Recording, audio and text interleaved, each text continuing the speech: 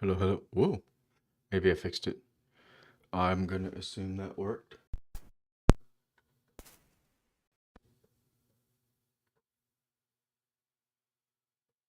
And get started.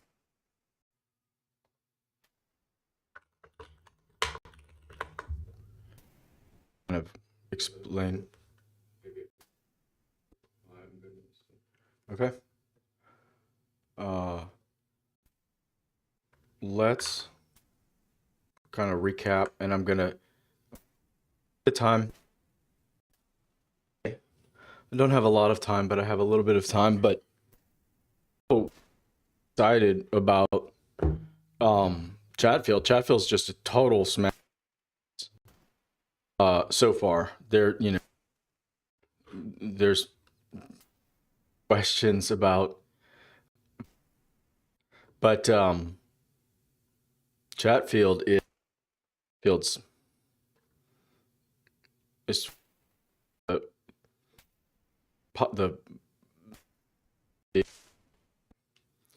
so let's go to recap. Chatfield is just for this kind of interviewing information process, like back end only. It's just the logic, and that logic is implemented as a line graph node, or as a line graph process, and it works. A lot of this stuff works. This sort of thing.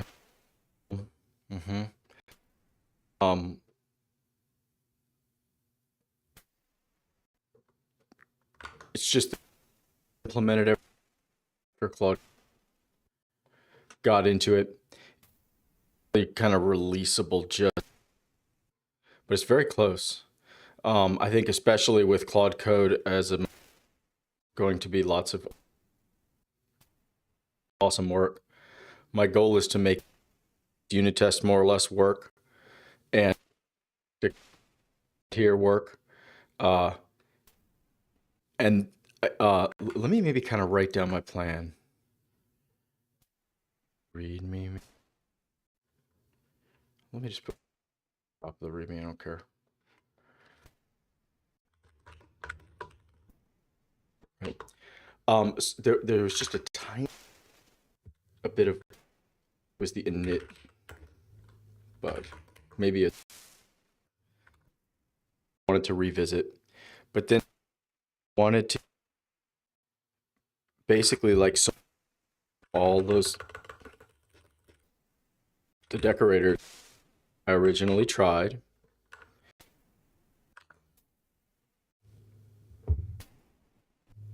Start testing it more thoroughly, or maybe I'll learn the test suite code base a little better to understand. But I want all that, as Boolean as everything, decorators, that's kind of required.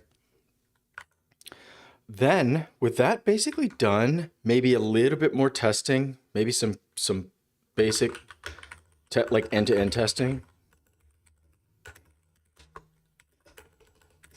The sort of thing I was doing by hand in the terminal here. Let me run one. It's fun. Let's get inspired. Chatfield. So real. Does that run real? So this is going to be fun. So it's asking me my favorite number. And the point is I can have any kind of conversation I want. I could say, good weather today, right? I need a cough. Pause me, maybe. Cool. It's Zoom professional standards. It's not YouTube professional standards. So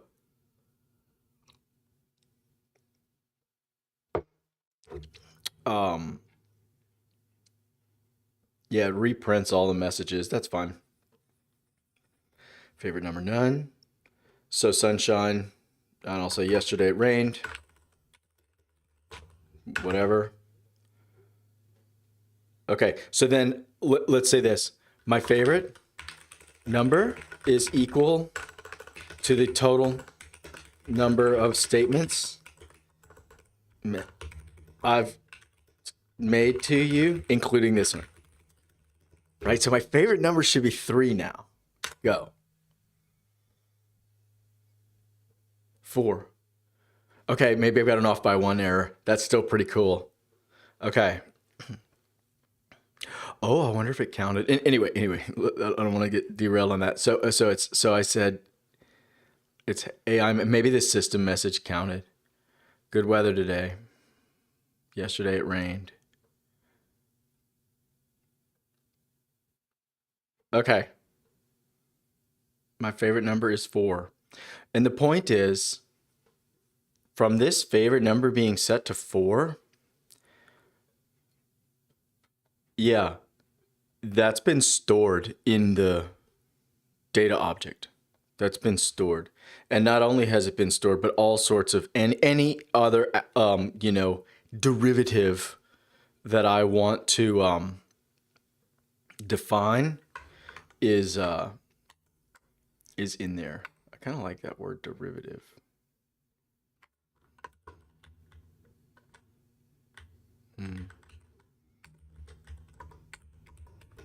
Derivative. Kind of like that word. Sounds mathy. Okay. So then if I say I hate don't like -1, that should complete the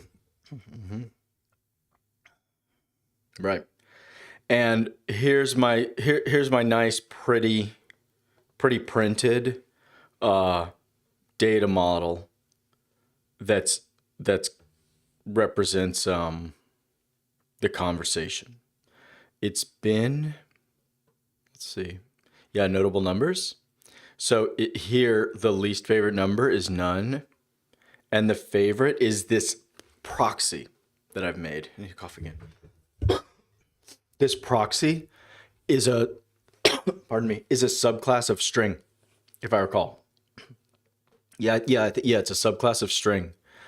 But it also has these fun properties. I want to change that conversation context, whatever. And these are the same properties that you define in the data model, or in the syntactic sugar, that the user of this packages defines, right? So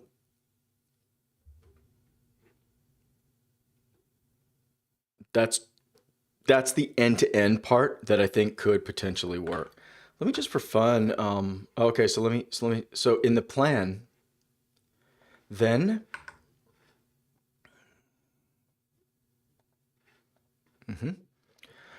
from that end-to-end testing that I just did, if that's all working, support all the decorators.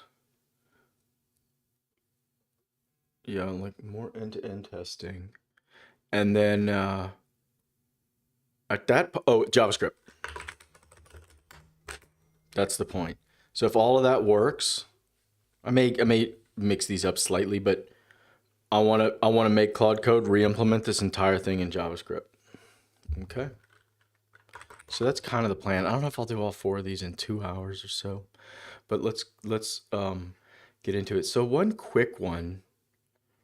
I'll test 2 things at the same time. I don't usually like to test 2 things at the same time, but we're getting started today. So this whole file is basically going to go away, and it's going to become a test suite. It's going to become some sort of end-to-end test. That's the idea. Now,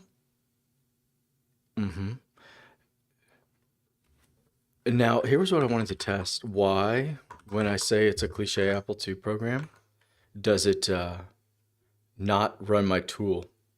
But then, secondly, let's see. I wanted to test that little init bug. I feel like there's a bug here. Yeah, let's do this, right? If kwrks. We'll do that. That's fine, because I want to break here. Yeah. I want to break here. These keyword args are ignored, and so deserialization cannot be happening correctly. There's got to be a bug here. Um,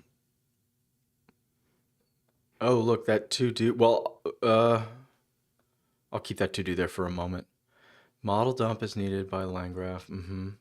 So let's break there. And then this is init. Yeah, it's let's see what's fun. I was kind of thinking of even simplifying my model a little more. That as JSON. Okay. This is pretty fine. Let me let that go. All right, favorite number. Oh, this is supposed to be Apple too. So I'll say 23. Right. Okay, so we're initializing here. So let's go look at, so here's the keyword arguments here. Number's important to you. Like, let's go to the debug console, for example, and if I go, do I have JSON? I don't. Fine. Print JSON. What is that? Yeah. So if I just look at my keyword arguments here,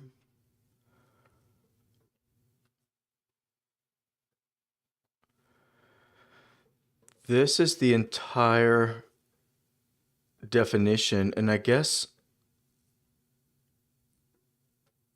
I believe the so the description, the specs, there's also yeah, these specs, and then there's also the decorators, yeah, the casts here. And then I believe the values will also be populated in here if it is populated. Now there was one question that was like, do I want to populate it? I think I do. I think I do.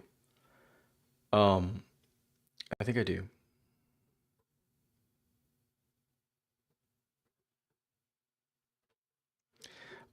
I'm just like thinking back about like, I took all this trouble to use these Python attributes and stuff. I don't know why I did that. I should have just dumped this thing out and said, this is the, I remember thinking, no, I don't want to couple my code to this thing's serialization, but also this is really nice. This is just super easy. I don't know why I killed myself on all this Python get attribute and all this stuff. Not the get attribute, but specifically I'm thinking of the Chatfield object that's stored in the method. It's just hanging off that method. With all the methods that represent fields of the data object. Anyway, doesn't matter.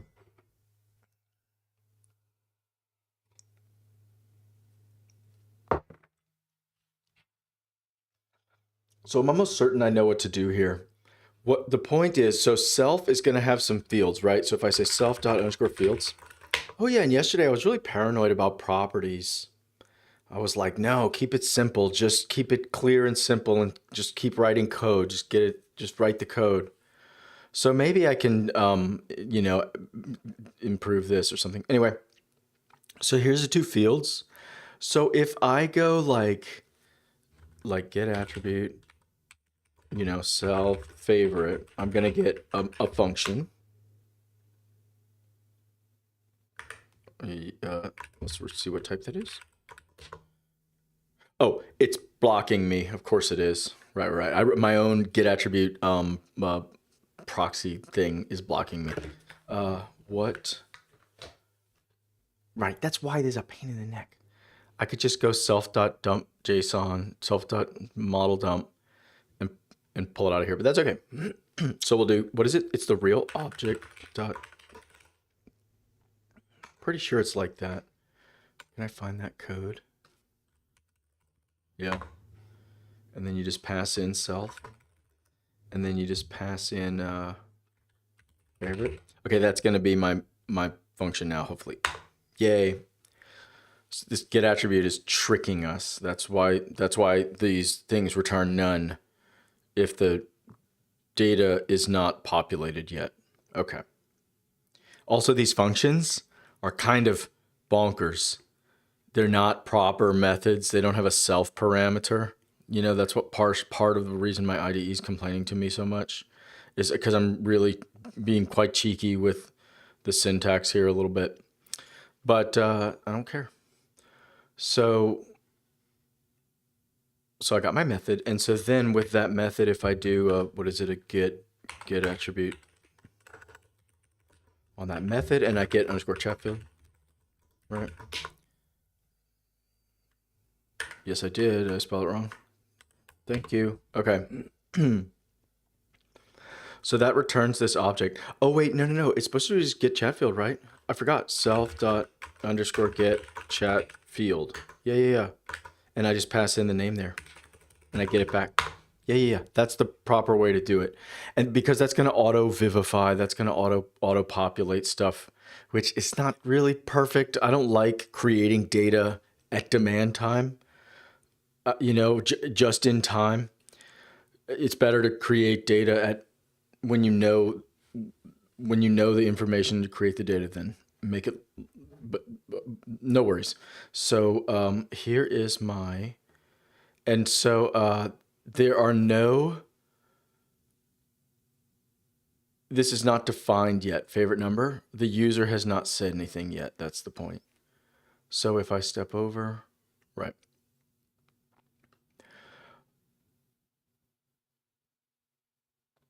So if I look at my keyword arguments,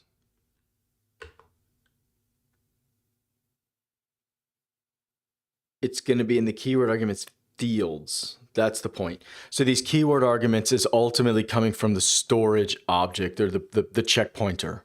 I think that's the point.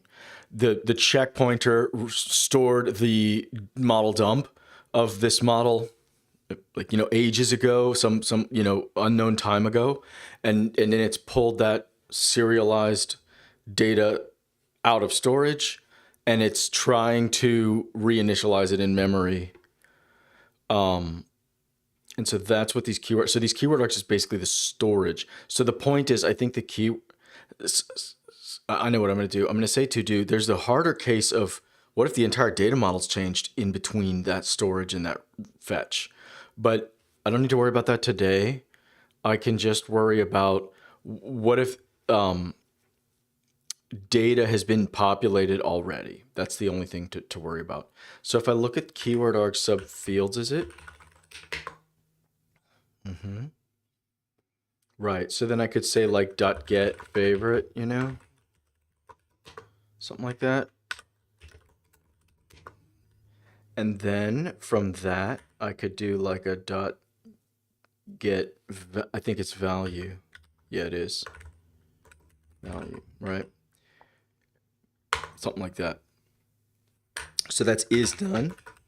So that's none if the value is not ready. So let's get that code. Come here, code. Thank you. So I'm going to stop it here. Right. So let's stop logging here. I'm sick of that log. And let's do this for a second. Deserialize. Or I know. I'm going to paste my code here. Right. So let's make it explicit. I like it explicit and clear in the early days. I don't like all this fun. Okay. Keyword args. Let's kind of maybe not assume anything. Yeah, so I'll say fields. Yes, exactly. And then I'll say favorite. No, not favorite. It's just going to be, it's going to be for each field. That's the point.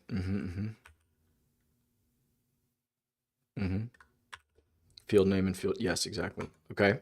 So then for each field, we want to go get the, so that's how we get there, right? Right. Okay. I see. And so then if I see, so then we'll say value, right? Value equals field value, get value. Yes, exactly. We'll do, I'll make it explicit. That's cool. So then I'll say if value is none. Yeah. Right. Or I'll just say if not value. No, I'll say if it's not explicit. So the point here, so it's just not defined yet. That's fine. So let's just log something real quick. So I'll say, what will I say? I'll say self dot name, and I'll say field not yet defined or populated, present, something like that. And then we'll say that's the field name, and I'm going to say pass. Because what I like to do is just click off the comment there and let it keep running, and click the comment back on and let it run without having to think about source code. So I can just turn the log off there. Okay. So what am I going to do now? So that's if it's, so we took all the trouble to pull that value out of the keyword arguments, the fields from the keyword arguments. And so this is wrong if the value is none. Yes, totally. So it's not present. So this is looping. That's fine. So I can say else basically. So now the value is defined, right? Oh, I know. I'm just gonna stick it right. I'm just gonna self-dot. Yeah. So I'll say field. Yeah. Has value. I'll say field value. Value of field. Yeah. Okay. Oh, is my audio work? What's going on? Hold that serial live.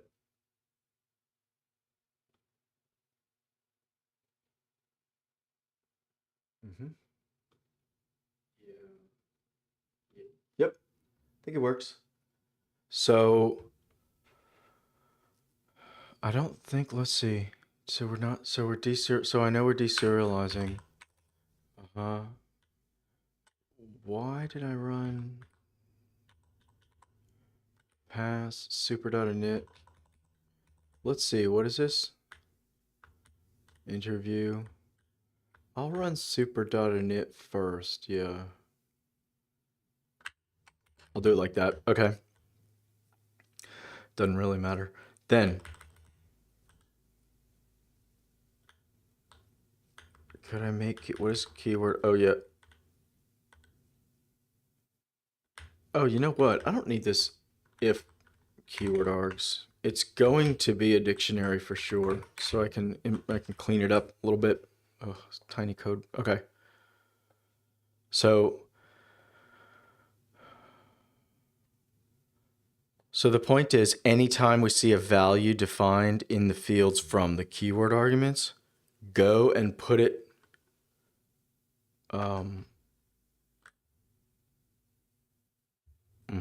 go and put it in, the point is it needs to go here. It needs to go in myself. Let's just go check. So what I want to do is do it like this. Chatfield equals self. Yeah, exactly. I want to see if that code's going to work. It should work. Let's go read that code. It's the init function. So get chat. Yeah. All right. So it's going to check that. Oh, yeah. Oh, okay. Yeah, this is fine. So it's going to check the field. So all you do is pass in a field name. It's going to do get attribute. Fine. It's going to check that it's callable, and then it's going to auto-populate. So now it's a method. We're going to add it in, and then initialize with a little description, and then return it out. Okay, so that will work in the init function. So I'm gonna use that. So I'm going to say that's my chat field, and So one thing I kind of want to do is I want to say if value in Chatfield, or if Chatfield get value. I want to like raise. I'm going to stop guessing at exception types. I don't know exception types. I want to raise and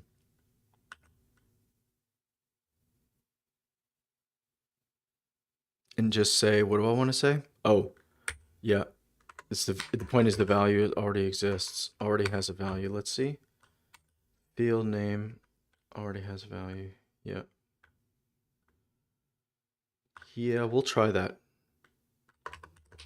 We'll try that. I think this is why there's reducers in these sorts of things. So I don't want to go too far into merging this back together. There may be some help.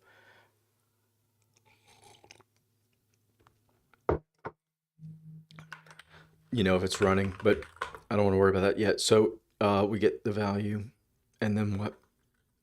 Otherwise, we assign it. Yes, exactly. That's it. That's it. That's it. I wish I had a failing unit test, but whatever. I don't care. We got to get some end-to-end tests working.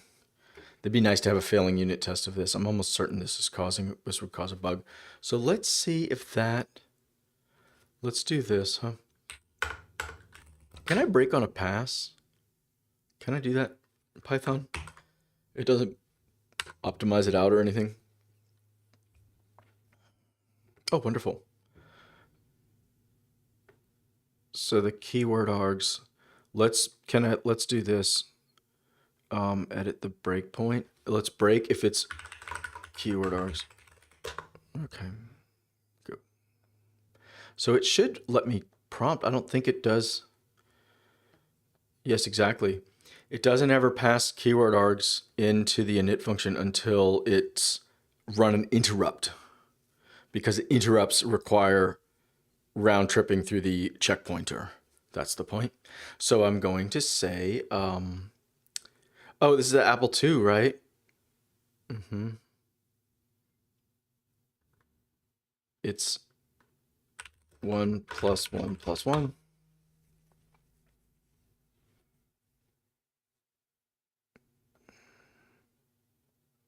What is this field not yet present? Oh, that's my own log. Uh-huh.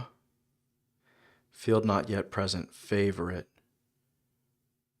So that means it's just not defined.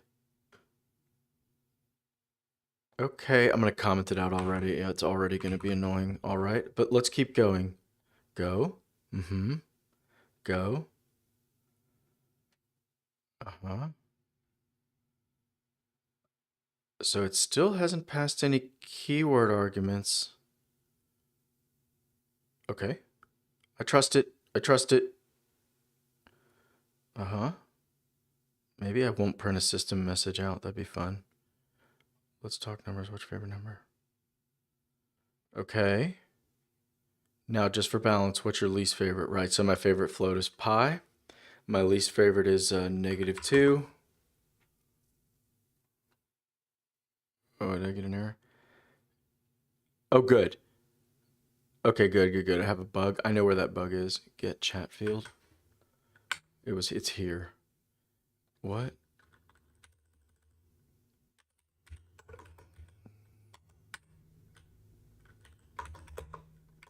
Wait, where is that? Really? Wait, I thought I saw that exception, but that seems right. Model dump. Oh, maybe I have a different bug. Let me rerun it.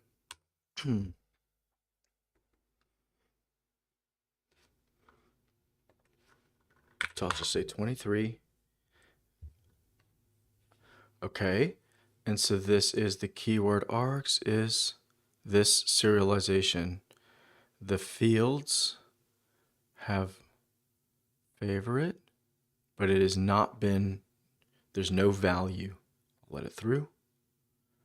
Let it through. Okay. 23. Uh-huh. And then opposite, yeah, 2, whatever. Right. Let me read this error. What is this error? I want to see the error. Yeah. Show me my stack trace. Why won't this? Is this my stack? Paused. Run code is main. Is this my stack? Interview loop. Go. Oh, 10 more stack frames. No. Tool node. I want to see my exception. Break when exception escapes into library. Let's turn that on. Is that all I need to break correctly? Okay, let's try again. Coffee, coffee, coffee.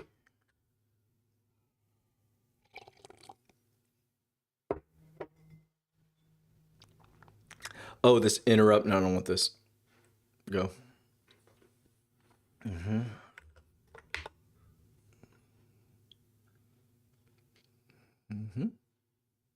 Nope. And I'll say 2. Cool. Found a valid field. I'll say 2. All right, I just want to see, can I just make it? It's not error.stack, right?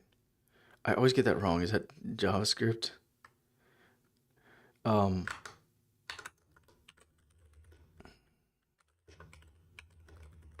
I have to run traceback? Yeah, don't I have to run traceback? Yeah.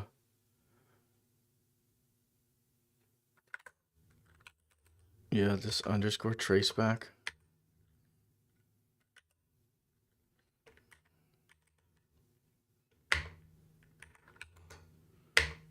Nope.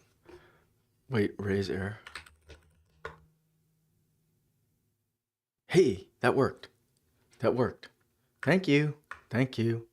Just want to see the line of code 206 on the interviewer. Thank you, thank you, thank you. Stop. 206. It is this code. It is this code. Aha. This is coming out as a dictionary.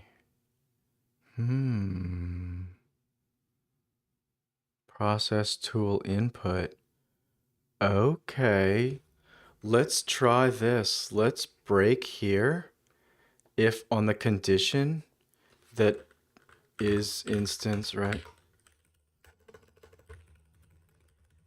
So if the interview is a dictionary, we're going to break. Maybe something's wrong. Maybe I have a simple bug of just returning the wrong type or something. Okay, 23. So this has been passed in.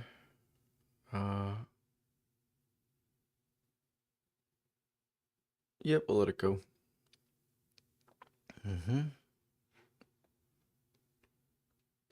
Let me just say hi.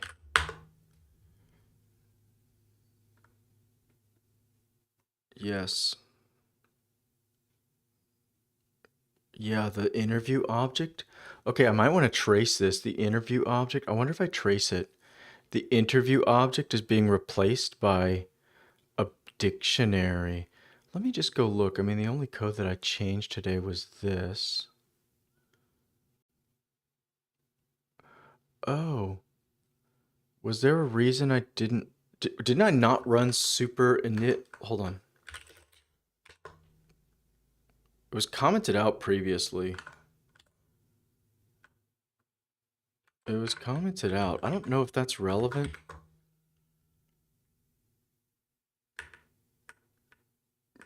Because it's right. This is the base class. I don't see why that would matter. I don't think this is my bug. Let me go again. Go.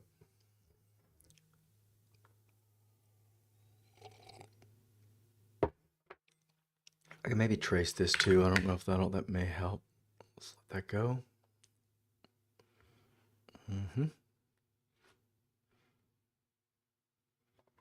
So I'll say like 1. It broke. Yeah. So the interview object is a dictionary, which is weird. Let's go look at this trace. Let's see what's traced out so far. Trace. Let's see if, like, I feel like I should see an input of an interview object and then an output.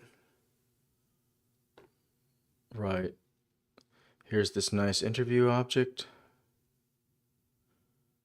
And then we listen. Maybe it's the next run, right? So it runs this interrupt. No output. So then if this new graph starts from the user, listen runs. The user makes output. So this additional fields, maybe this is my ultimate bug. I've always been worried about this. What the heck is this additional fields? But anyway, what is additional fields? Then, I don't think that's a problem yet though. Where is it? Listen, so then think runs. Here's the interview object.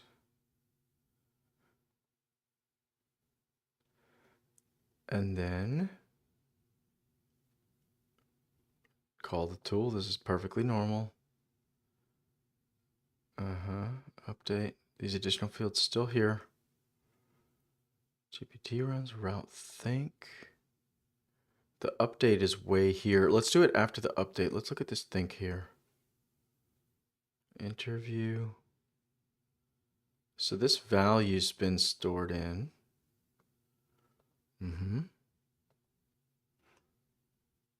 Yeah. Let's see, GPT, different input here. Yeah, the route values there. Okay, where am I in my trace here? So then this graph starts. And then listen. Looks good still. Maybe this is where it serializes. It'll deserialize wrong.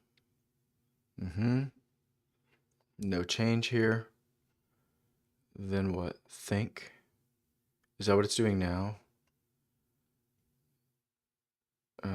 Tool call. To complete, what is your favorite number? So the human says 1, so it thinks. This tool call should run, did it not? We're breaking on processing the tool input right now. Okay. Oh, okay.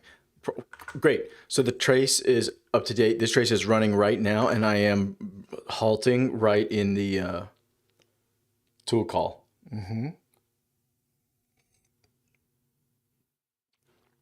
What are KW args? Oh, look, there are KW args also. Favorite is none, and least favorite.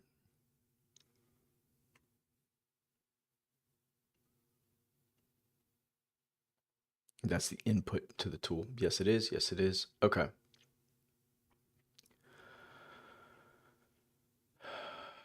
So why is an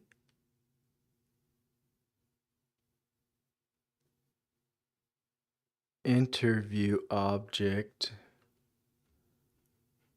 Okay, let me stop it. Let's go back here and do like, what is that, keyword args? I don't think this should matter. What is that, self.get Chatfield. I think this should be fine. I don't think it's my init function. What could I do? Ooh, now Maybe there's serialization errors, but I don't know if that's the same error. Let me do this though. Disable it and run. I think I'm gonna have the same bug. I don't think my init function is relevant to my bug.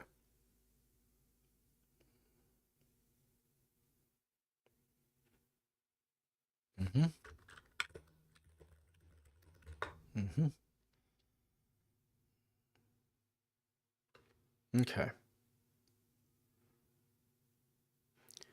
So it's already, let's look at it.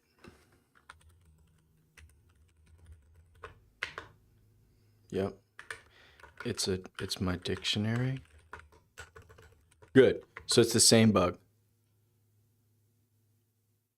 Okay, good. So let's go stop it and then break on the state. Let's no. Let's do like this. Break right here inside this loop. And then why do we pass? Just because I wanted to break there. Yeah, okay. And let's do this. Let's bring back those arcs just to look at them. Can I do that? Thank you. Let's see if that works.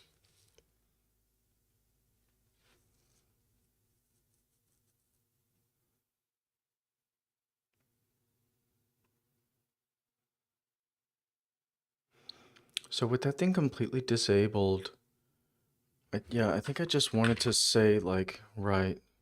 So now it's being created. I want to see in the stack, where is it being?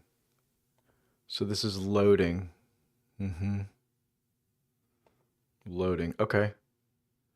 So it's loading, but the keyword arguments is,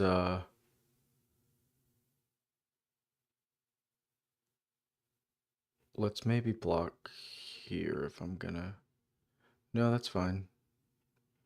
What's my field name? Favorite, keep going. Now it's least favorite. Least favorite. All right. Let it go. Yeah, let it go.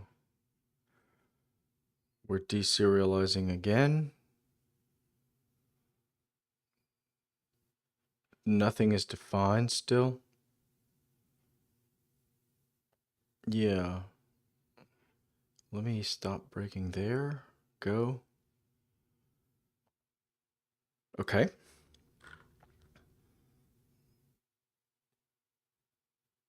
Did I just say 23? What's your least favorite? 1.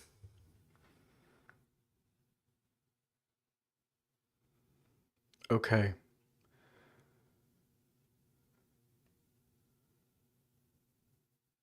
Right, so this should jump.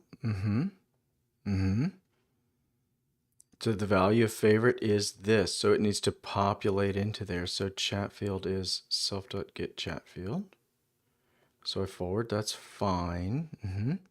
So that Chatfield object is just a dictionary and it's not going to have, oh, it does have a value in it. Wait, it does already? Maybe it throws an exception. I hope this exception hasn't been, oh my God, it's about to throw an exception. Let me pause here. I'm just going to break the whole thing and run it again. Has this exception been quietly? If this has, then this will be the second or third time. Like, exceptions are silently squelched. It's really becoming annoying if that's what's happened.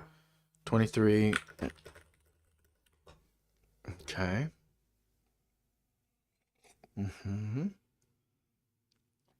So, can receive only one value per what? Yeah. So if I just let it play out, right? It'll crash me, right? Can receive only one value per step. Use an annotated key to handle multiple values. What?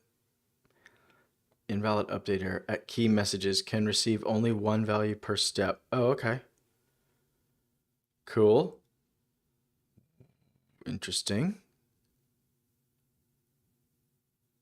Oh, I wonder if that's because the tool call. I wonder if that's because the tool call. Did it run the tool call twice or something? Oh, is this like a collision? Is this like, um, consistency? Hmm. Let me just try again. Hmm.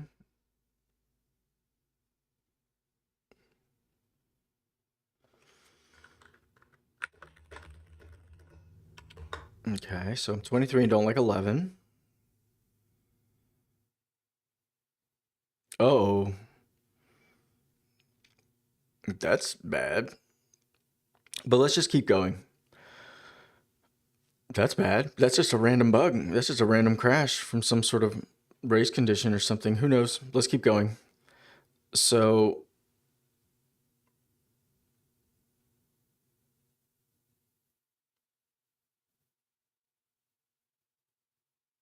so this did work. Let me, I think oops, I think it did work because I think I have to split it into two prompts. So let me just say my favorite number is 23, 23. And then if I say 1, that's when, yeah. Okay, so it's going to raise this exception. And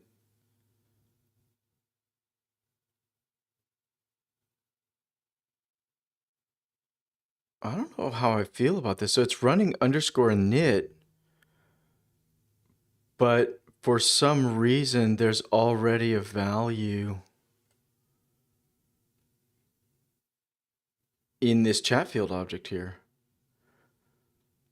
I could make it like have UUIDs or something.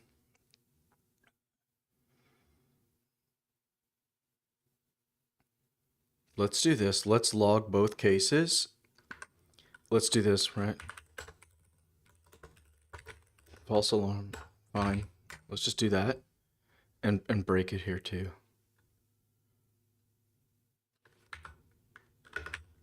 Whatever. And let's break both of them. Hopefully it sets it. What I don't want is it set is I don't set it. I don't set that or something. Okay, so 23. Let me go off camera and just kind of think about it. Check my audio. Oh, people are typing. Oh, hi.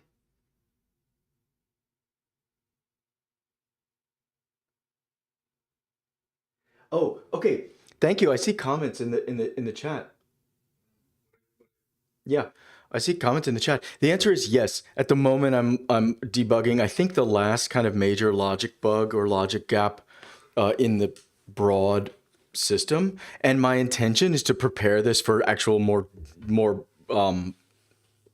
real consumption by other people, and that includes rewriting really all the documentation. And in fact, I definitely want to have a, at least for myself, some sort of hello world front end example, of course, because this is only the back end logic. So okay, so then if I say 3 or something, okay, so it's going to throw this exception. Yes. All right. I don't want to get too deep. Yeah, this args is fine. It already has a value, so what I could really do is do like a, let me do this. I don't know why that value, I guess that value might be populated if the object is reused in memory, but then I don't know why its init function would be called. Oh, maybe I do. I do. I think I know the bug. I think this is actually a really bad bug. I think by attaching the, yes, I think this is a bug. I think by attaching the metadata to that method. So here, when I define my methods here, when I define, so I'm doing a get attribute. Yes, yes, yes, yes. This has been my little conceptual bug all along. I've been attaching the metadata to this function. Literally, it goes function dot underscore Chatfield, and all that metadata is there. But of course, that function is scoped to the class. That function is the same. It's basically global. It's effectively global. And so then these things are colliding with each other. That exception is real. So I have two problems.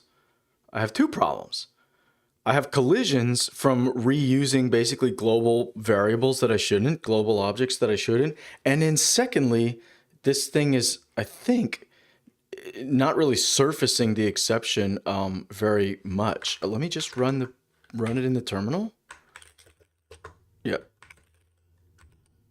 Yeah, so if I run it, so I'll just say 23. Come on, what's going on? And I'll say another number. Why is it slow? Why is it laggy? Continue conversation. Thank you. Oh, it's laggy. Mm-hmm.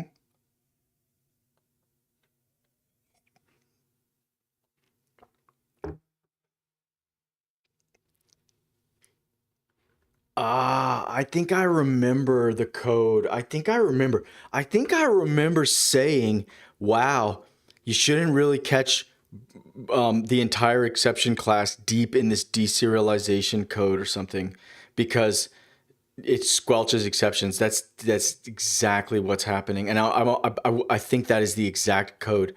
How can I I want to catch this exception. How do I do that? I know what I'll do. Yeah, I'll run it. Let me try. Let me take one try at it, and then keep going. Okay. So we have a favorite number. The point is, when this thing raises, I'm just going to click on all my. Right. So we're about to raise. So let me just break on all of that and then hit go. Go. Right. Okay. We've raised on an exception. Already has a value. Yes, thank you. So can I go up the stack? Where's my stack? Yes, yes, I knew it. I knew it. This is the exact line of code I said, this is trouble. This is trouble. Oh my God. So then what is this model construct? So it's going to catch here. I think it's going to catch. And then there's another one inside here. Yikes. For pedantic objects, I don't think that's it. So if I proceed, raise, I'll go. Yes, yes, it caught. So it caught this exception. What is it? How do you get the exception in Python? It's like exe underscore, isn't that it? Traceback.exe. What is that? There's all right. And it just returns, oh my God. Yeah, that's what happened for sure. That's the bug. I found the bug. So because it's catching any possible exception and not logging it and not being helpful at all, and then it's just silent. So if there's any exception in your initializer, we're getting more battle scars from this serializer, deserializer. So if your initializer, we're deserializing now, and if that throws any exceptions, then it's just going to quietly ignore that exception, basically, and then it's just going to run. I think it's basically just going to return this third element, which this was the model dump. So that's why I got this weird model dump out, and that's a dictionary. Whew. Wow. Okay. Okay. Well, then let's just not do that then. Let's turn these all off. That's fine. That's the bug. That's the bug. Yikes. So I can't, let me do maybe like this. Gee, I almost want to do this. If it's going to be like that, then I want to just wrap it and log out. Okay, so we don't need args. We'll simplify that, right? We're just going to try catch.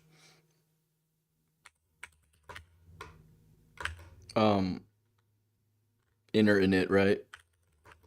Yep. We'll return that. No, init doesn't return. Yeah, exactly. I like ER. Okay. And stack trace. All right, come on, autocoder. Yes, perfect. Let's go get trace back and stick it in here. Thank you. So yeah, let's do that. Error initializing. We'll print the error and then we'll print the exception. Yes, we will. And then should we even throw? I mean, I don't even know what to do. So then the point is, this is the real init now. So this will be inner init. Like that. Okay. Yeah. Ooh, thank you. Don't mind if I do. Thank you. Help myself. So, that's going to help me debug a little bit. If there's ever any issues with, and if I copy and paste this code or whatever, I'm going to have this logic. I'm going to remember, oh yeah. In fact, let me write this down. The, what was that? This JSON plus in line graph. That's line graph. The line graph deserializer, will silently catch any exception,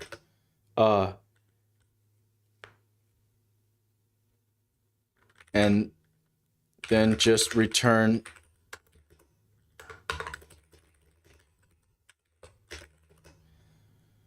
so at least for now, at least log out the error. Oh, log out any errors. Okay. I mean, I guess I'll re-raise. But yeah, I guess I'll re-raise. All right. So then on the internet, here we go. I think we're fine. Now we're back to normal. So then, so everything should be fine. I just see an error message now. That's the only difference. At least it'll warn me next time. Whew, that was a tough one.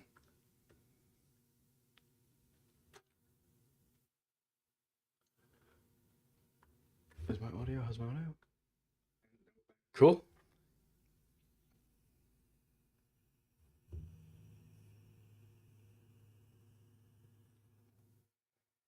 Getting some lag today.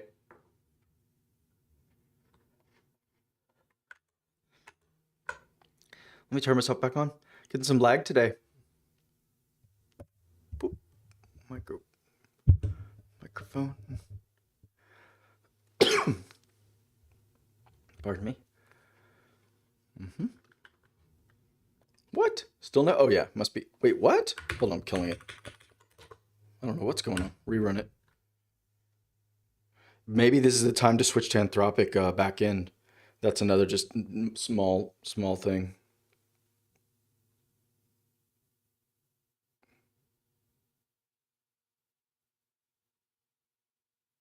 Wait a second. Is this showing me a stack trace of some sort? What? Hold on. Close the whole thing. Right? Go.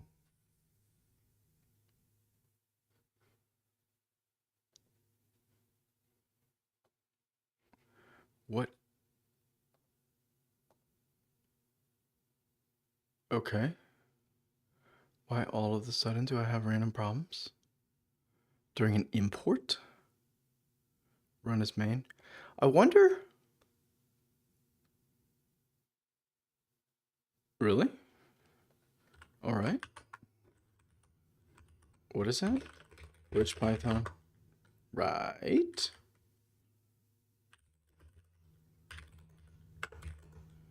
What was that again? Is that gonna crash? Oh. Okay. Let me fix this.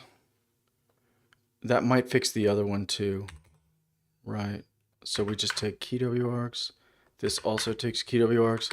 If I fix that, does that fix both of them? Sometimes you have nasty, like, early level. I want to say if that's node. Yeah.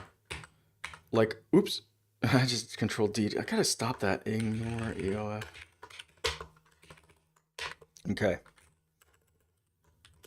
Go. It's still doing it. Why all of a sudden? All right, let's see. What is it saying? Hello. Uh-huh. Is that true? Go. That is not a thing. VM lib. Yeah. Site packages. So why dist packages all of a sudden? Have I changed anything here? No, not really. Oh, you know what I might do is like just completely restart my... I know that's kind of like cheap cheese. But I wonder if...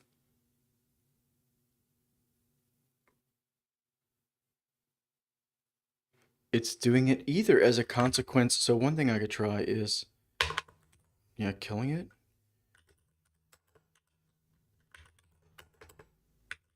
Bin activate. I doubt that's the problem.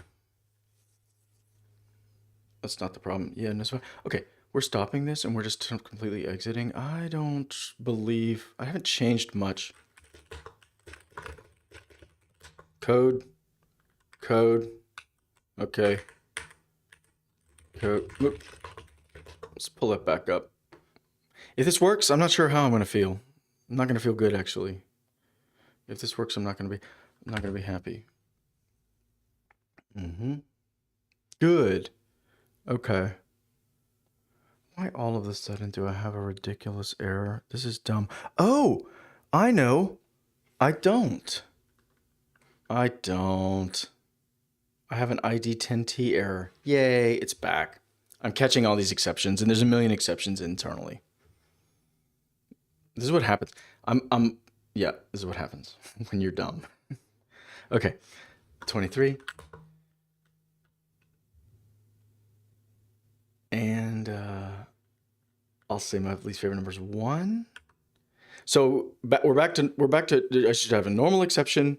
It should just print it out and hopefully a stack trace, and then it should have its other errors. Right. So we're going to raise here. Let me just let all this through. I think this is good. Right. Okay. So here's our trace back. User shared. Where's my error? Here it is. Error initializing. Notable field favorite. Already has a value. Wonderful. So, and then here's my trace back. In fact, we don't need to log it. Yeah. The message is kind of already in the log. So let's not... Where was that error? That was the error on the upper init. Yes, it was. We're just going to do that. We're just going to do that. Go. Just want to see some exceptions so that they don't... I mean, the worst thing in the world for developing is uncaught exceptions. It's like squelched exceptions. You don't want squelched exceptions. They took all this trouble to implement these exceptions for you. All right, that's the coffee. That's the coffee. So,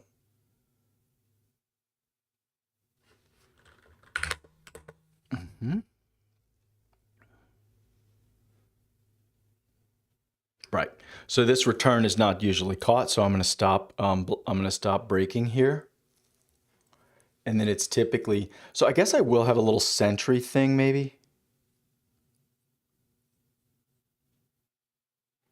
See here, it's a dictionary. Yeah, let's try this on this process tool input. I mean, the problem is it could be any object. I could do, so the problem is anywhere where I go state sub interview, any of these lines of code could potentially. So you know what I'm going to do? I'm gonna make a little helper at the moment. Yeah, look, it does it all over the place. I'm gonna make a little helper to check it because I'm paranoid. So let's make a little helper. Wow, the init function's huge. Wow, the init function's huge. Okay, the initialized node. Maybe a little helper. Get state interview, right? Let's just say get state interview. Self, and you have to pass in the state. Okay.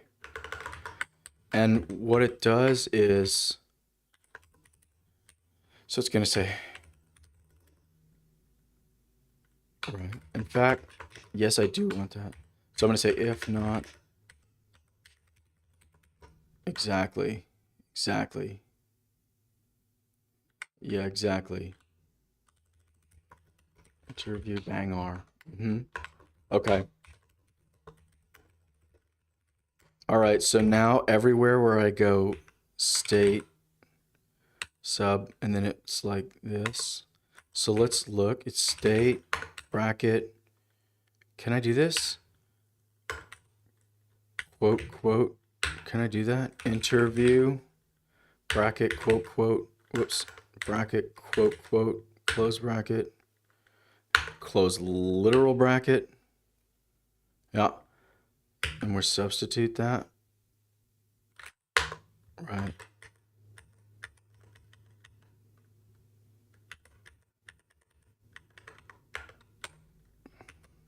There it is. So can I substitute that?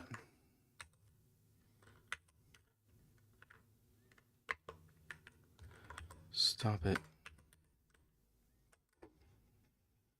I took all that trouble. Okay. I mean, I can do it again. State, literal bracket, 1, 2, close bracket, interview, 1, 2, close bracket. Yep. So we're going to substitute that with, what is it? Oh, that's actually good though. We're going to substitute this with, yeah, the interview object is going to be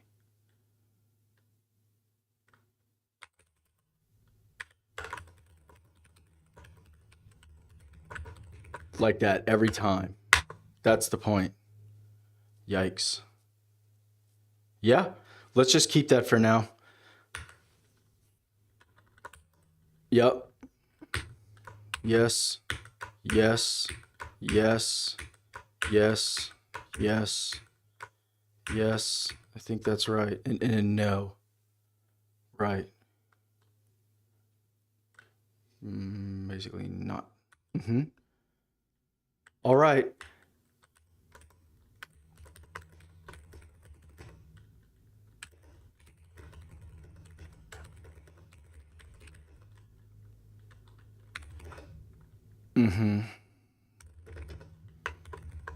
Checkpointing.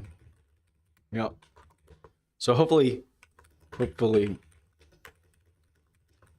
that's great. Okay.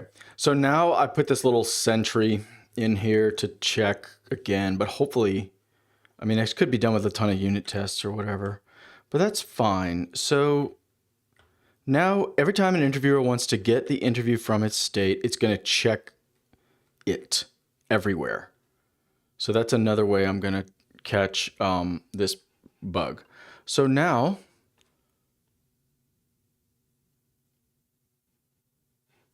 that's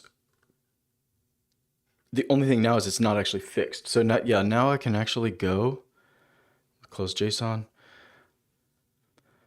Now I actually know, what did it say? Oh, it's clashing. Oh yeah, it's clashing. So this is a real bug. So let me check in some code because that's a real bug I have to fix.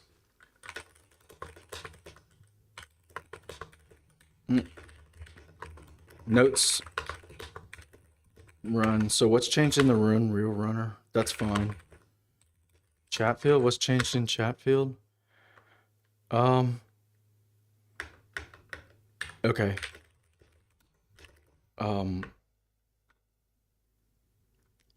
Like working on serialization bug Deserialization. Good. Okay. That's good. So there's a real bug here. The point is I took all this trouble to, I think I already know how I feel. I took all this trouble to serialize out this object. And the reason was I didn't want to depend on it like it already existing or any global definition. You know, the interview object is already defined. So why bother with the description? And the reason is I want these things to be kind of self-contained. Potentially they could change. Not all interview objects, even of the same class, maybe are the same. So I don't know. So I think this like get field. So let me like, if I just go and look into the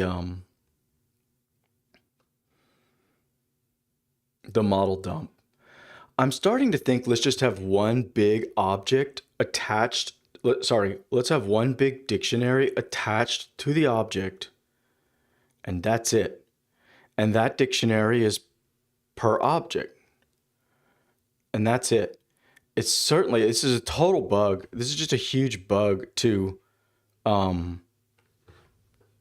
associate the fields. Well, as long as it's definition, it's fine to associate all that stuff with those actual methods here. If it's a definition, it's better, but it's totally impossible for individual instances of the class. That's totally impossible.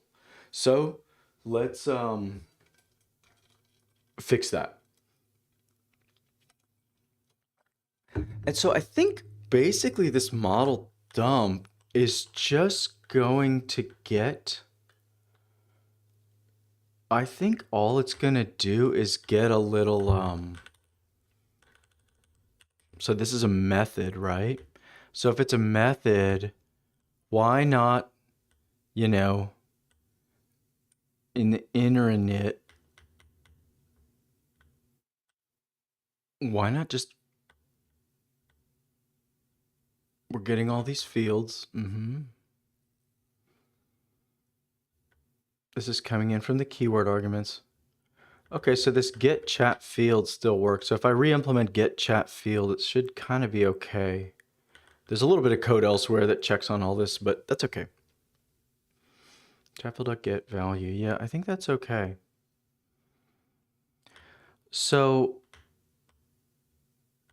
I think I'm just gonna do like this, right? All interview objects just have a self._ Chatfield. That's it. That's it. Oh, I could initialize a little bit more. So you could have the fields. No. This object needs to be like simple types, able to serialize as JSON. And what's the other one? What the heck was the other one? The other one, whatever, able to serialize. So, ooh, where'd you get that? That was a good idea. Where'd you see that? Yes, thank you. Yeah, cool.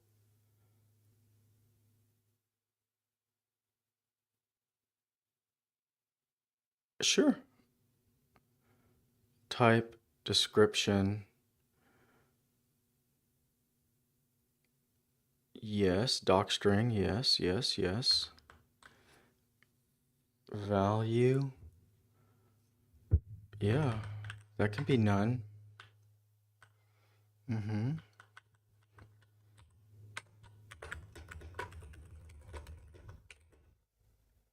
When there is valid data, right?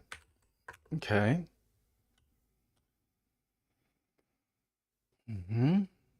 Now wait, fields are missing because this is an interview object. This is no. This is not quite right. Roles. Where do we get roles, right? So this model dump right above, right? So this model dump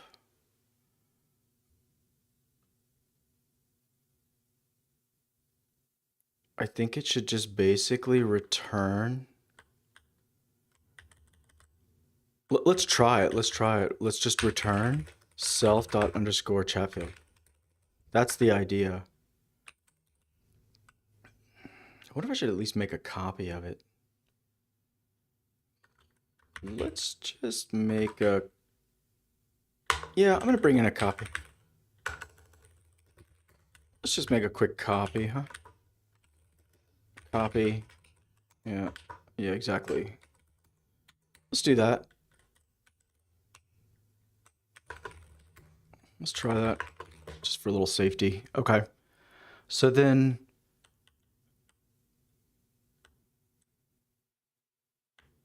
it gets the roles. We get all the fields. So there's the roles. So roles could be none. Okay, that's fine. Like unit testing is going to make sure this is all working and defined. I'm nervous there's going to be bugs where it's not populated at the right time in the kind of life cycle, but that's okay. So that simplifies the model dump. Right, that init field I think may be unnecessary. So that simplifies the model dump. Where are we? Back on the... Is it the inner init here? Yeah. That's fine. That's fine. Let's just have bugs.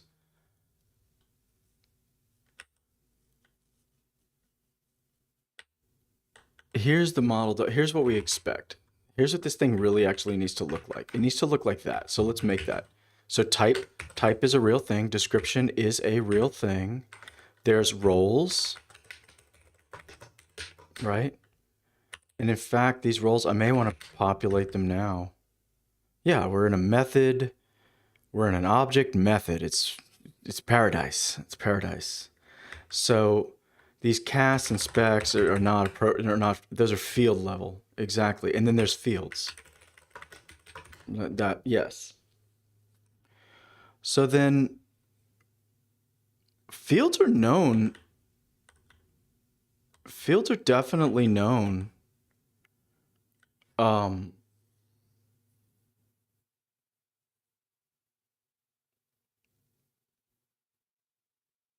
I'm not going to do all these field names. Yeah. Fields, right? I know what I want to do. Raise exception. Just return the keys of... Yes, exactly. Exactly. I'm going to make... So let me move this logic out of the fields listing and put it in init, basically. I think init time is fine.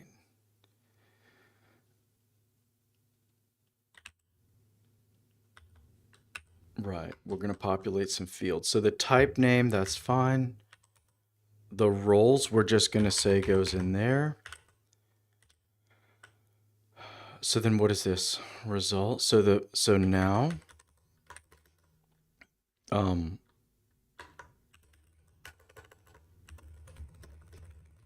right. So that's self.chatfield. Then we're going to dir ourself. If it doesn't start with an underscore and it's not in the bad list, then we get it. If it's callable, is a yes. All methods are fields. So instead of result.append, attribute name. Ah, right.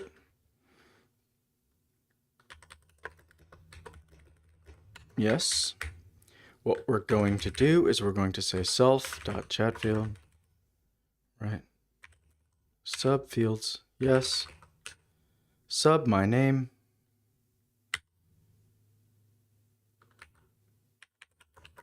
Correct, right? Must be. Equals, let me just make it an empty dictionary for a moment. So that's correct. So let's see, description, don't care. Right, so we go through all the fields. Right, we just set it. So, no, get Chatfield. That's another one that's, I want to move the implementation. Yeah. Raise exception. So, yes, exactly. Right. So let's go and move that implementation too. Yeah, callable. This is crazy. We got to clean all this up. If it doesn't have an attribute Chatfield, fine.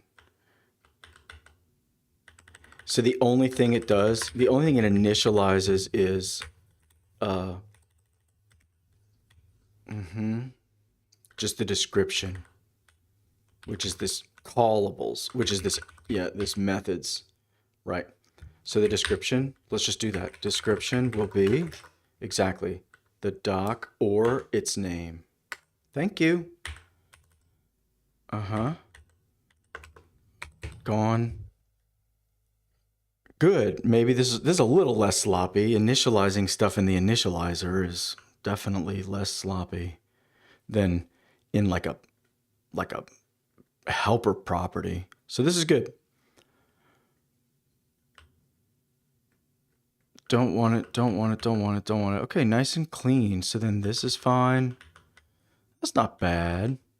So we go through ourself. If it doesn't start with underscore and it's not in the bad names, we get it. If it's callable, then it's a field. And what that means is it goes into this. Sometimes what I like to do is kind of like say the keys in a comment. Okay. Right? Because, yeah, here we go. Oh, look, a init field should no longer, or I know what I'll do. Let's just comment it out. Or just delete it. Gone. So back in my code, what was that? Yeah, there we go. Description, doc or name. I'll shoot specs and casts. Like that, huh? Casts. And then, yeah, exactly. Thank you. So we'll do that. Specs, casts, and value none. Yep. Okay.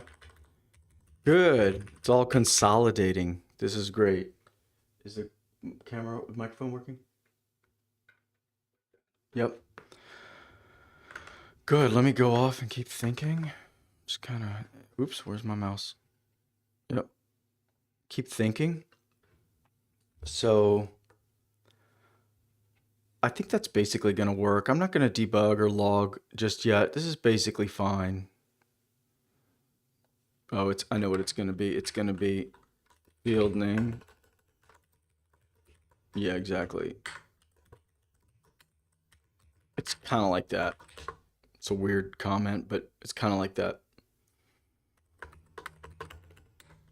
That's the point. Okay. So that initializes it all. I think that's okay. I was getting way, way, way too cute. So then this like underscore Chatfield stuff, that's fine. Yeah, these exceptions, yeah, get attribute, get underscore Chatfield, yes, yes, yes. Is there anything, don't tell me the interview is aware of this Chatfield object. Kind of. What is a system prompt? Okay. No. Stop using underscore Chatfield. Okay, let me just throw a ton of exceptions where I want to use my new mechanism. Okay. Surely it's not in here, yeah. Underscore Chatfield. Yeah. Okay. So let's get going. Let's start, because everywhere there's an exception, I need to kind of fix it. But the good news is it's going to simplify. I'm pretty sure it's all going to simplify, because I'm just storing everything in a big dictionary attached to every object, and it's set at initialization time, and then it can be populated anytime. Okay. No value init field. Wonderful. Yes. First exception. So the field specification decorator specifying information about fields.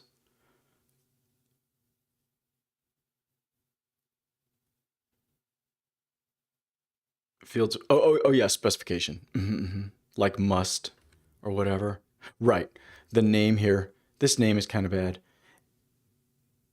It is not possible to populate the title. Oh, okay. Left myself a little note. This name is a little bad. This is like the category, but that's okay. So let's read some code. So when we call, so we've passed, so the description is passed in. The description is passed in,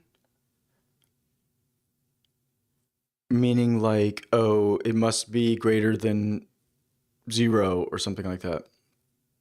So we make a decorator. This initializes, so that's actually good. So I know what we want. We want if self.name not in, it's not func, it's, let's see, it's, oh, I see. That's kind of why I did this. I wanted the,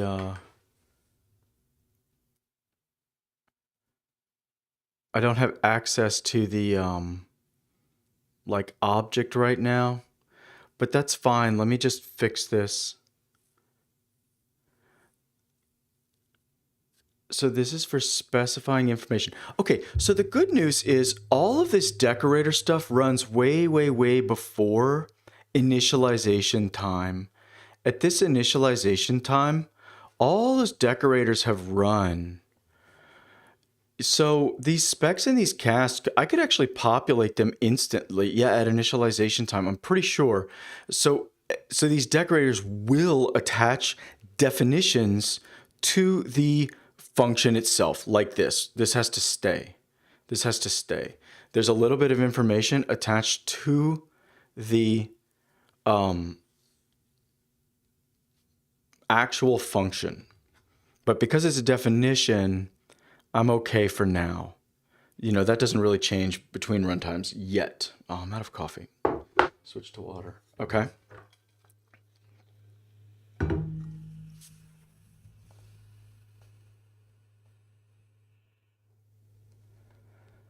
So this is going to append all of this at function definition time.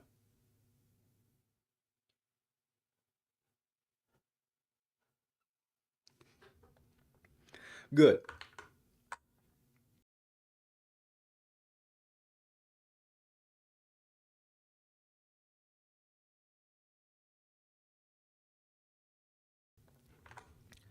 So, I think I'm good. Okay. Whoop, did not work? There we go. So, sorry.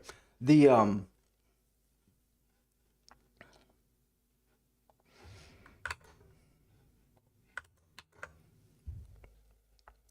yeah, I think I have my plan. All these decorators, so right. I know exactly.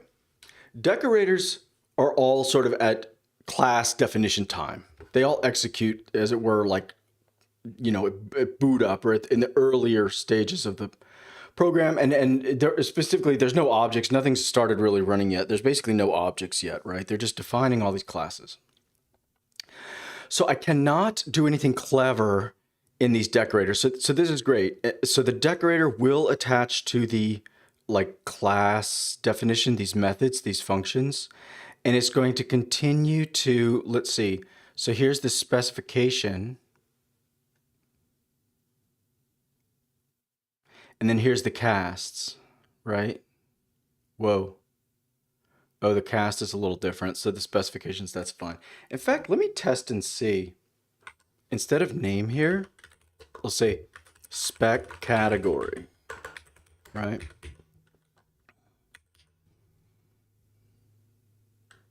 Let's do category. So it's self.category.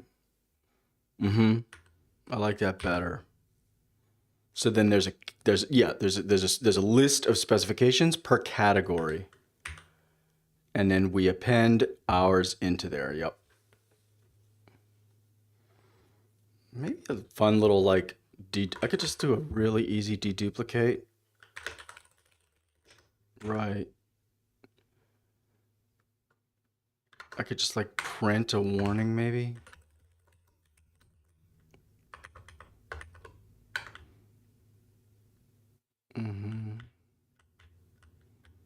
No, that's fine. Let me just do this. Yep, let's just make it. Let's just deduplicate a little. I don't care. So specs, subcategory, dot append. Yeah, all right. And then the decorator returns the function unmodified. Ooh, I wonder if I could like bind it in maybe.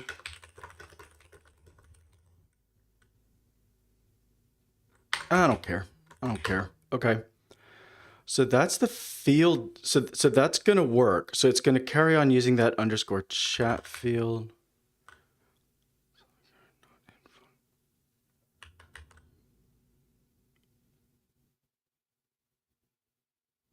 And I think it's going to need to do this. I think attribute error. Okay, let's see if I'm right. I think that's going to throw attribute error because this function no longer has an underscore Chatfield on it. Okay. Let me just go see. Was I just too aggressive? Git diff. What was that init? That class. Here it is, class method. So we're going to init a field. Let me just go see. Maybe I want that back.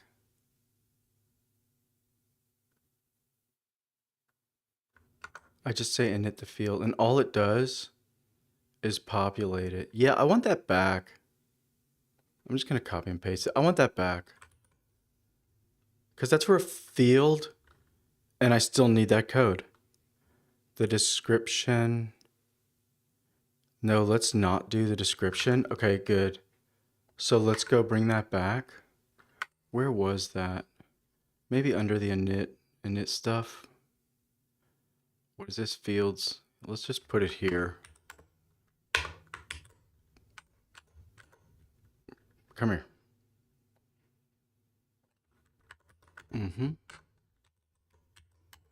Paste.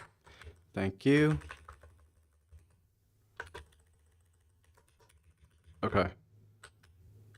So what is this? I think it's like that. Yeah, it is. So if I don't, let me think. All it's gonna do is stick it on.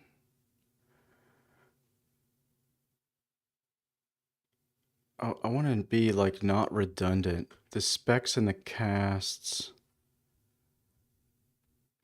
Do I want just a generic dictionary or do I want the specs and the cast? No, I want to keep it as a dictionary. Okay, so I'm going to drop that description because that's elsewhere.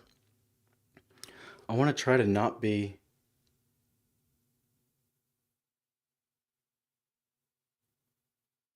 I want to try to not be redundant.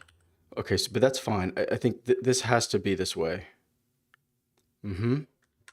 So that's the init field. So it's back, baby. So then this throwing attribute error, was I right there? Let me just assume I was. Yes, thank you. Come here. You're right, you're right, you're right. Bring it back. Thank you. Okay. So, not possible to be the title. Okay. Fine, we'll keep that. So then we'll just say func._Chatfield specs. This one no longer throw.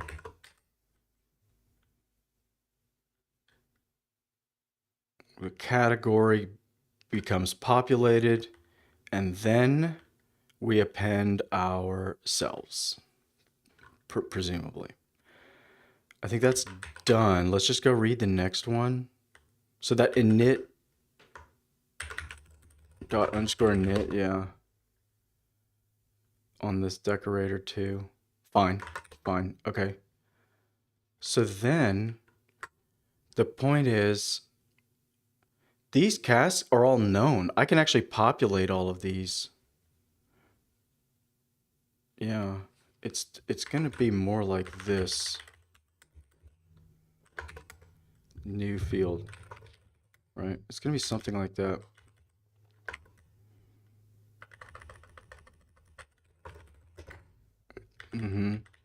The reason is, wait, what is this? Self._Chatfield. Subfields like that. Yeah. Equals new field. Or instead of new field, let's call it like field definition.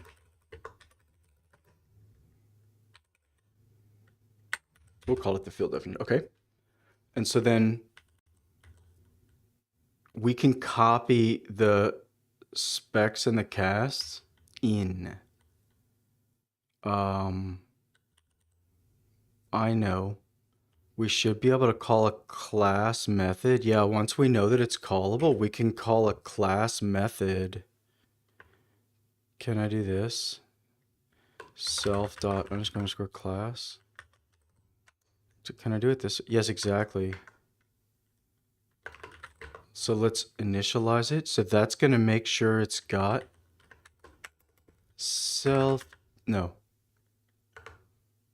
callable attribute ._Chatfield. Exactly. Chatfield.get. Yes, exactly. We want to get the specs and default to diction. That's exactly right. Same with the casts. Thank you. Whoops. Do it. Do it. Thank you. Do it. Oh man, to make me type. Okay. Thank you. Right.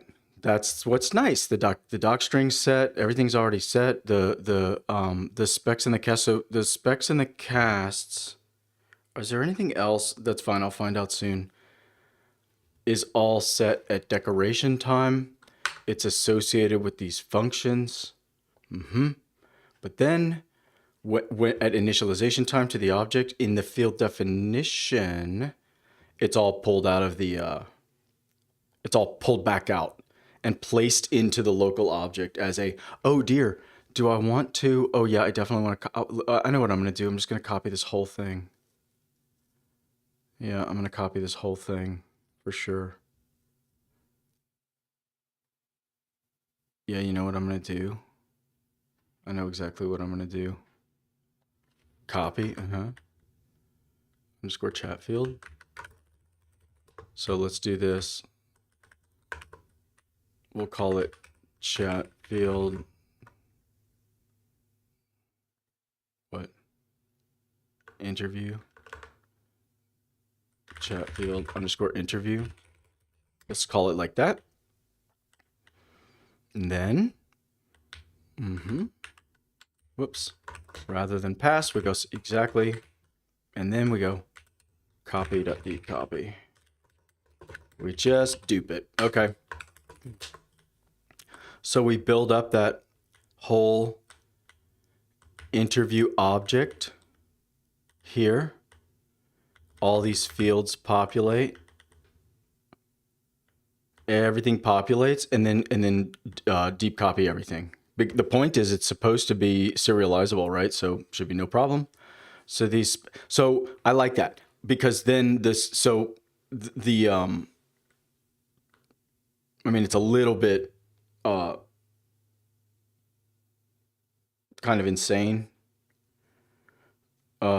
because it's a little bit redundant. I mean, Python is tracking all this stuff for me, you know, with object-oriented code and everything, but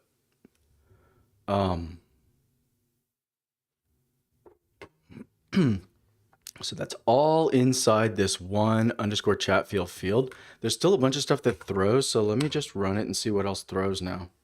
I like it. Okay. What is this? It should. It definitely should. Where's the exception? Here.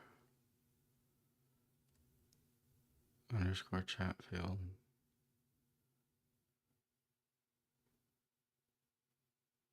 Okay, line 81 in inner init. Let me go read that.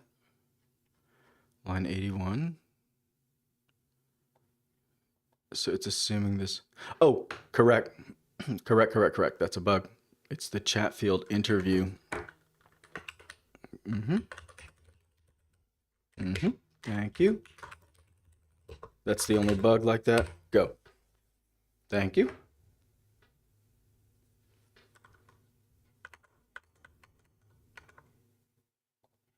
Whoops.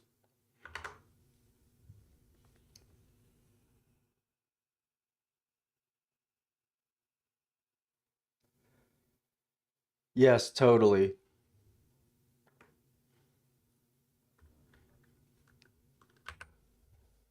If I run it, and then where's the stack trace? Just in the init? Define formal parameters. Wonderful. Wonderful. Ooh, you know what I could do? I could almost make it a method. It'd be fun to just make it a method of this interview object. Whoops. Okay, so let's let it throw. So where was that code? Here it is. Yeah. Yeah, exactly. Return self dot underscore Chatfield. Yeah, exactly. Let's just return it as a, that's fine. Keep it simple. Go. There's more exceptions thrown. Good, that's a nice simplification. Here it is. So this is get chat field, yeah. So that's easy. We're just gonna return self dot underscore chat field. Yeah, exactly. Subfields. No. I'm just gonna, oh, I know what I'm gonna do. I'm gonna do this, and then I'm gonna invoke it. Field name, huh? Except, yeah, and if I'm gonna catch keyer. Yeah. Do I want to raise it? Yeah, I'm gonna say field not found. Yeah, exactly. That would work. That's fine. And why do I want to catch keyer? It's not that it's not found. It's not a field. Okay. Must be, right. Something like that. Okay. Okay, I'll remind myself if I ever have an error on field names or something like that. That'd be nice. Otherwise, just return that JSON again. Should I start copying everything? Nah. Nah, not yet. This whole thing's supposed to be storing all the state and having time travel, so I'm gonna leave all these things. I'm gonna leave it. So I think. Oh, and so then, what do I want to? What do I want to raise? Do I want to throw? I think I want to throw a keyer. I want to throw my own keyer. Yeah, exactly. Yeah, not a field.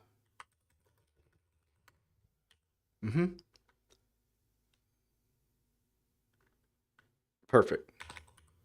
So then there's this, don't care. If it's not callable, don't care. Auto vivifying, great. Good, we're getting rid of like dangerous code.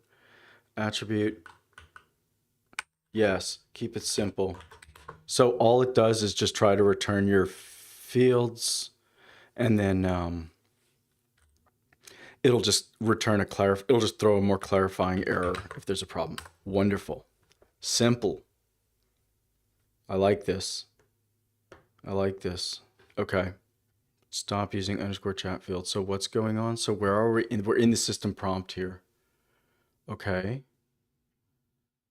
And I just literally said stop using underscore Chatfield. Okay.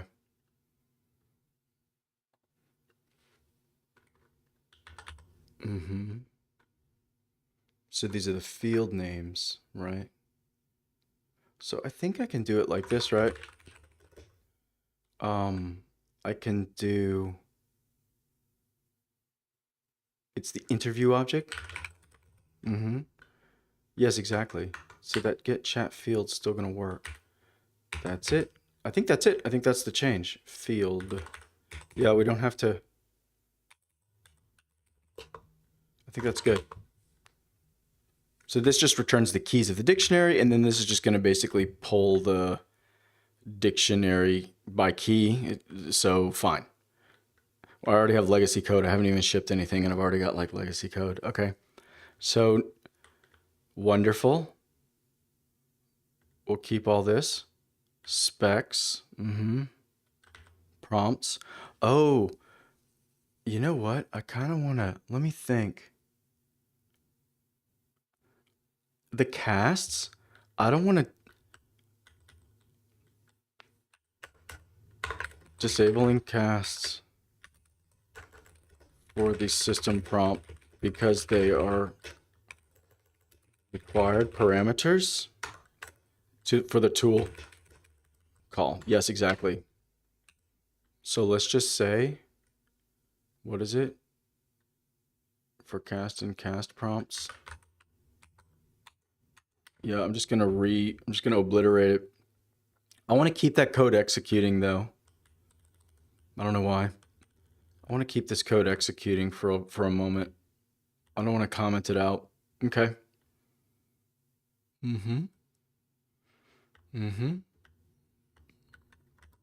Traits and characteristics. Okay.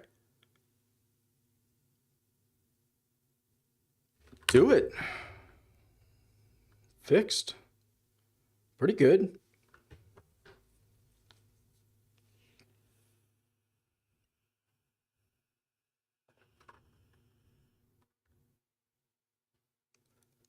Let's do just 23.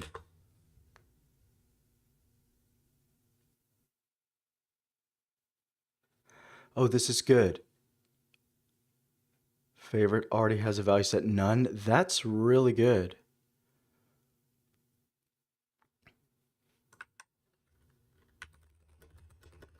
That's this error here. Whoops. That's this error here. And that's because I'm checking for the value being in there. Right. Because it's initialized to none.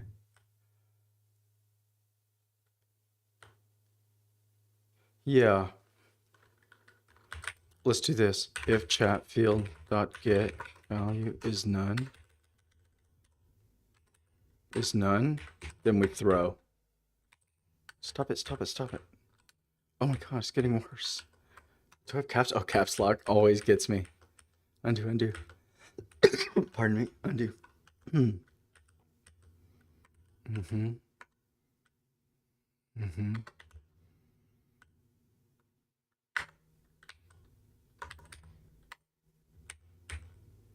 Why is my undo chain all ruined? I've ruined my undo chain. Let me go pull it through get. That's dumb.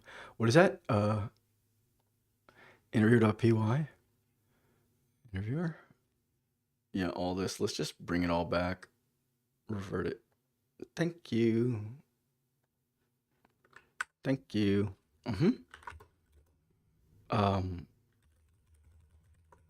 Yeah, exactly. If it is none, then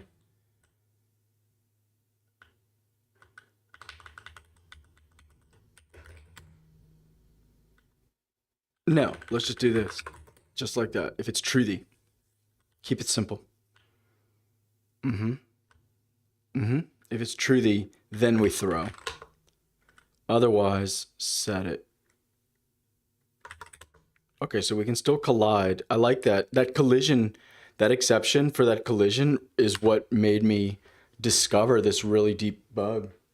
This is a like severe bug. This is a totally disastrous bug, but it's easy to fix.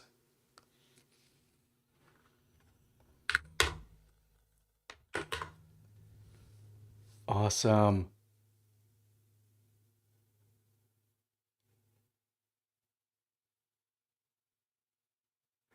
Cool.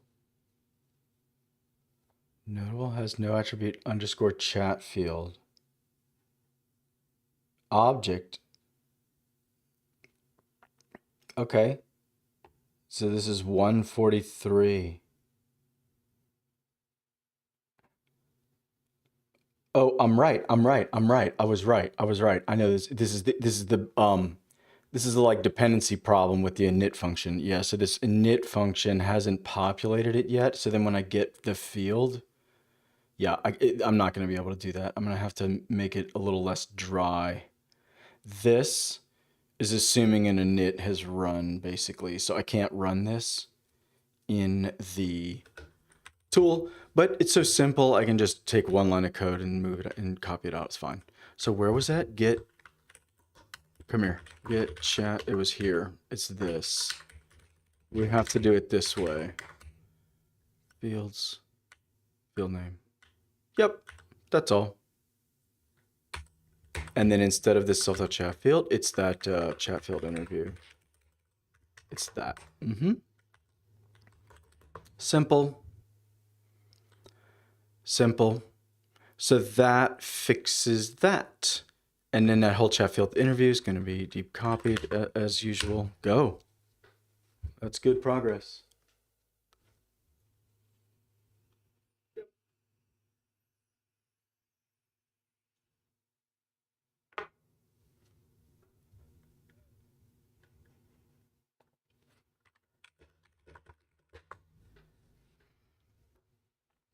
I will boldly try.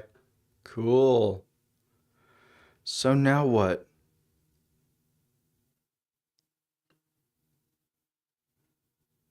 Tool message success. I want to see these tool logs again. I missed my tool. I missed my logs. I guess what I should do is log it in my actual processor. I'm sick of, you know, routers and all this kind of meta programming. So I just in my process, is it process tool input? Yes, it is with the state passed in.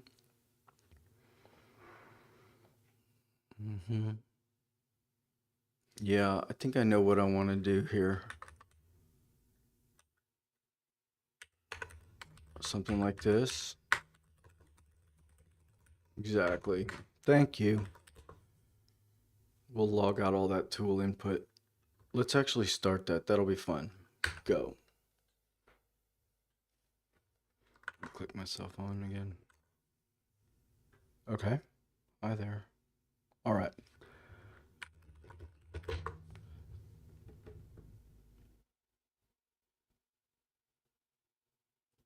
Okay. I'm catching this. Yes, I'm catching this. Something's not serializable. Let me let it print it out. Wait, is it going to print it out? I don't like that. Why was there an exception there? Wait, I don't like that. Error. Type error. Oh, nice. Thank you. Object of type error. Oh, so this error here, let's do this.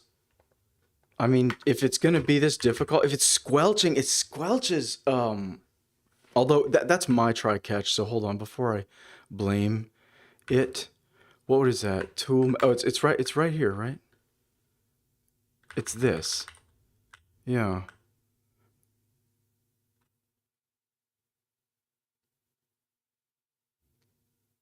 Right. I think the problem was you have to return that command.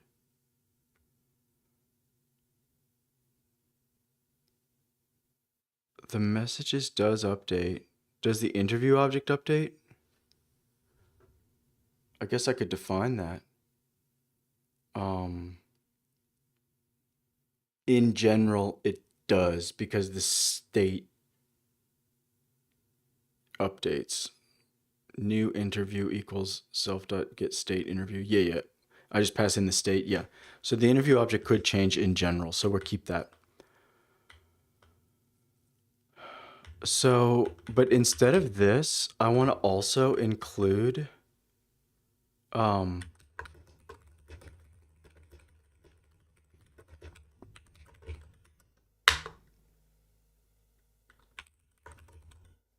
no. Does that work? Does that work like that? I'm going to try that. Okay, rerun it. Does that... I thought I had to do more work in Python to get a nice tidy traceback. I thought I had to do more work. Let's just see.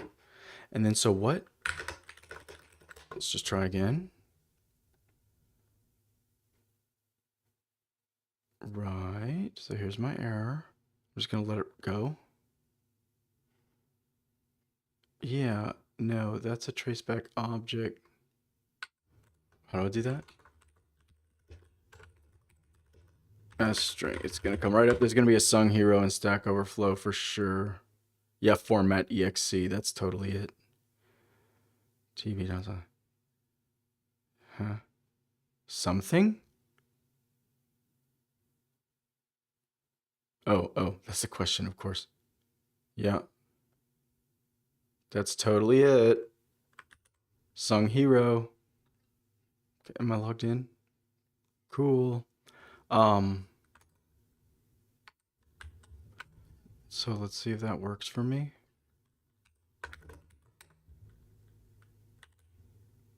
Right.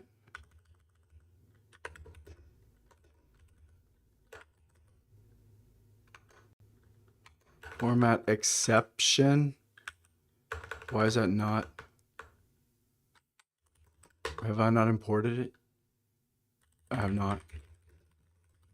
Thank you. Thank you. So thank you. Thank you. Thank you. That's it. None error in the traceback object. So I think that's right. Why is it freaking out? Plus not supported for types literal, string, and list. We're joining. All right. Thank you so much. Does that work? If that works, that's a total sung hero. Uh-oh. Instead of passing value and TB and exception object can be passed as a first argument. Wait, what? Instead of passing a value and traceback, an exception can be passed as the first argument. Ooh, let's just try that. Let's try that. Let's see if they're right. What they're saying is the sensible, basically that works. Hey. Why is that thrown? No overloads for... Hey.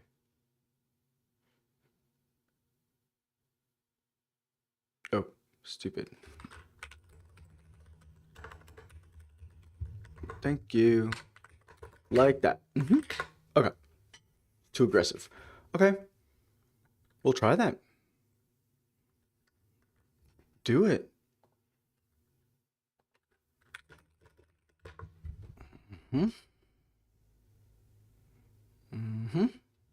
Thank you.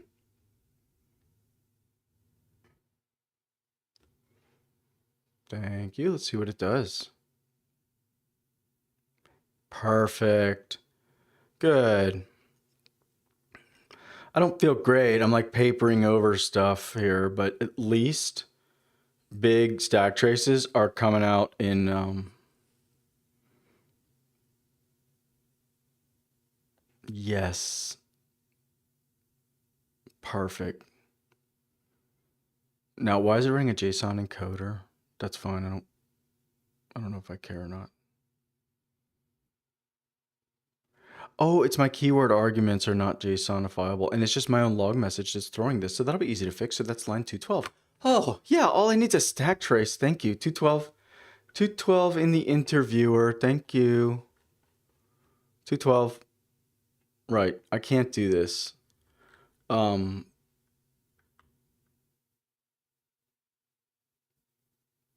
It's not serializable. I'm just going to have to return it back to normal. I could pretty print it, but I don't care. Run. Whoops. Stop. Go. This is going to, I think, fix it. Come on, Schwartz. Okay, so now we're back to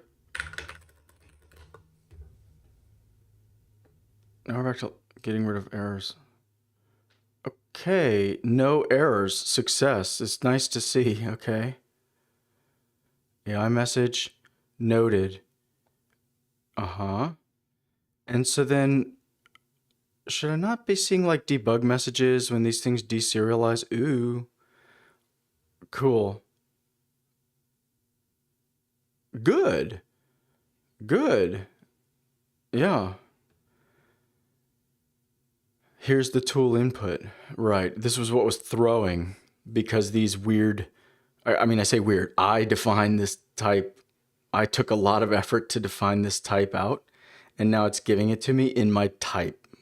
So, okay. Thank you. I love it because every field has different circumstances. I love it. So, totally awesome. And then on the basis of this input, we've ascertained that the LLM has given us a favorite and a least favorite in one round trip. I love it. I love it. One round trip. This is exactly what I wanted. This is exactly what I wanted. One round trip. This is exactly right. So, now I thought I had,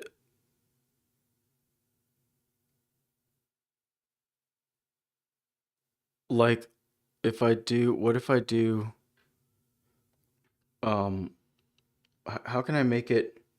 Oh, I'm going to say I've changed my mind. My new favorite is 22, right? Uh-oh. Oh, right. Uh-huh. Of course.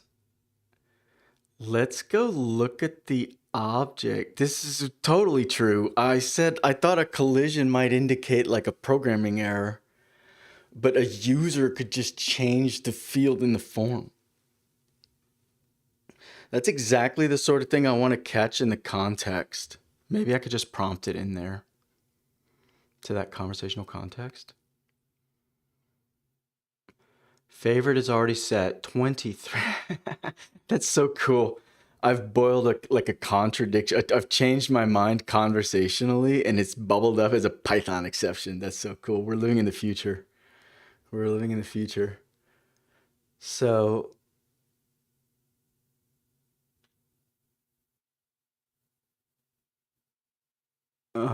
23, conversational context.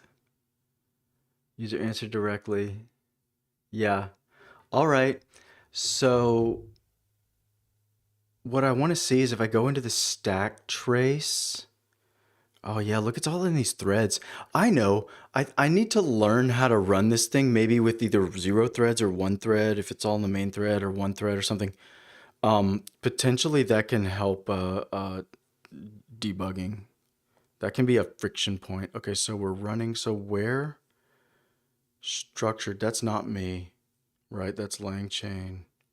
That's not me. That's LangChain.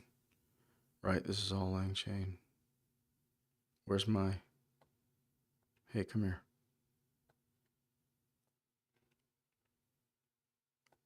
Oh, I see. Tool wrapper here. But the exception it's throwing... let me just let it print. Thank you. Favorite already has a value set. So that's 222. Come here. So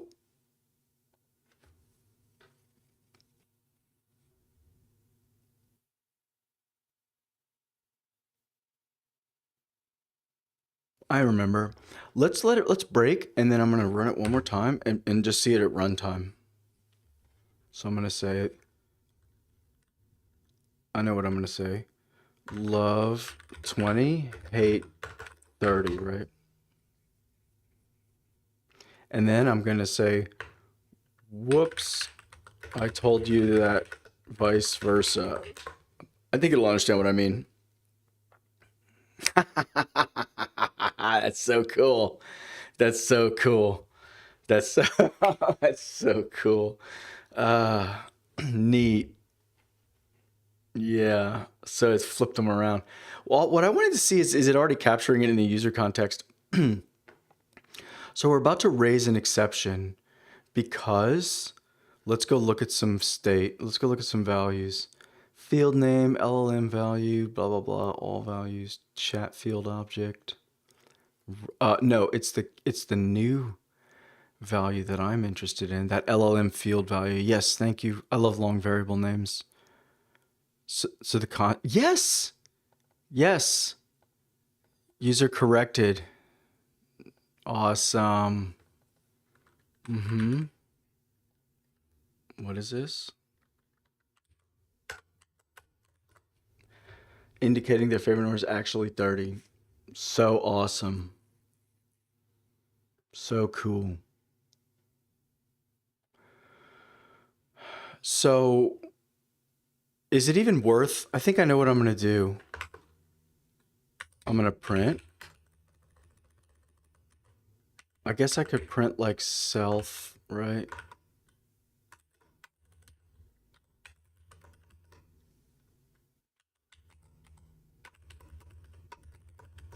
Something like that. Field already set.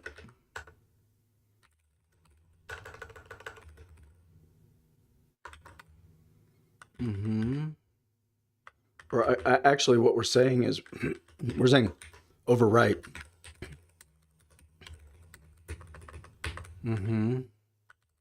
That's what we're saying.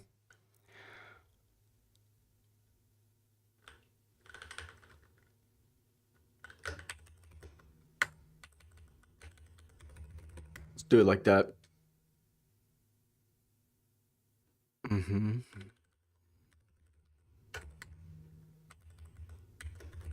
Do it like that. Okay. I love to just string interpolate in my logs. I don't care. I don't know. Okay. I don't get too many like exceptions in the string render. Occasionally it burns me, but I don't care. Okay.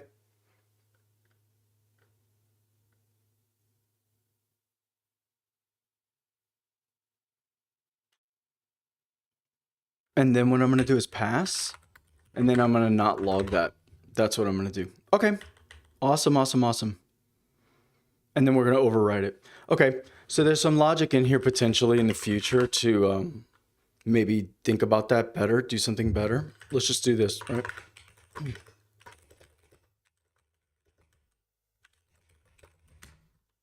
Right. Something like that. But today, I don't care. So next, we set it. So that's no longer going to throw an exception. So now I should just be passed in various things with various values. I dare to like go maybe trace it out. Let's do it. Ooh, I feel like I should run it in the terminal. It'll be more fun. Yeah, let me run in the terminal. It'll be more fun.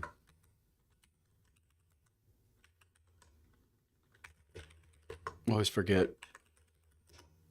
Go.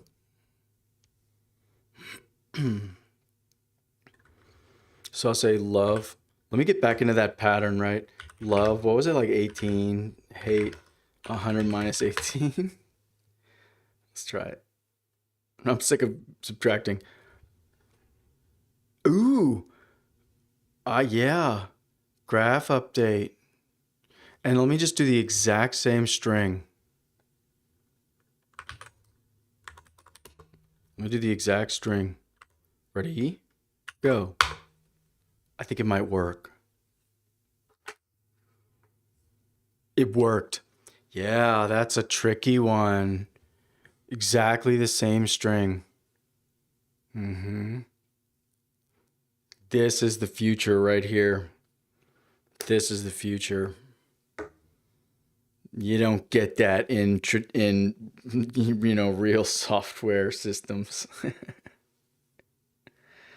Oh no. I hope did I miss something? Oh dear. And it's running all these threads. Yikes. I think I know the reason. Or I definitely have a suspicion. I bet it never triggers if I do it one by one. I wonder if it calls the tool twice. Process tool input favorite. Yeah, look at this. Yes. Yes. Look, this might be it. So it says process tool input, and then it's passing in a favorite object, and then least favorite is none. Then, so we're saying, great, you found a field. Thank you. Then it runs again. So if I go see this in the trace, maybe this trace will confirm that it called the tool twice. Close some tabs. Invalid update. Right. Let's check. Is this the entire? Oh, ooh, interesting. Right. The input, output, the update. I don't know. Maybe I need to optimize to like. I don't understand why this interview object. Anyway, I don't know if that's connected, but let's say no. So these updates both run. Output. And then what is the output? Is the output just like, okay, messages, tool, success. Oh, let me see if I can go and see like an ID, least favorite and all. Aha. Yeah. Okay, so that's OVL. That's Oscar Victory Lima. And that's 06 uniform. So would I see that in the response here?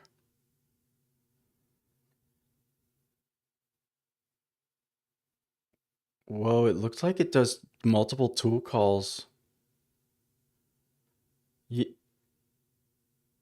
Yeah, it did multiple tool calls. Okay. At this moment, I don't care. That's actually good. It's exercising this thing. So I believe that bug happens when this happens, and then in some other circumstances, I bet it can update them twice, or rather, I bet it can pass two arguments. You see how it's quoting different. I don't know if I'm again getting superstitious here. It's quoted different parts of my message. You know. Okay. So I believe this triggers an exception because, yeah, I just don't know how to fix it because it's in my interviewer think object. Is it in the think object? Is it in the think object?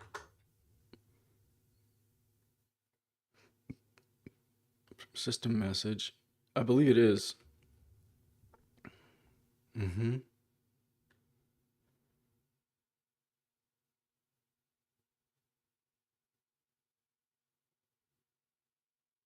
I think this is okay. The messages appends.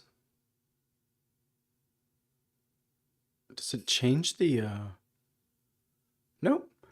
I'm looking for my like white whale, that other weird bug. So then yeah, in the tool here. Somehow. Oh, I know. I think I know. Oh, yeah, I think I know. Jeez. It's when I make that, because I make that tool, what is it? I make that tool message myself. Yeah. I wonder if Something's going on here. I thought I had like a... Here's the tool wrapper. We run process tool input, right? If there's an error, I don't need to block there anymore. So then if it's, I think the point is this update, I might need to roll, there may be, let me think, in this process tool input or in this state. I don't know.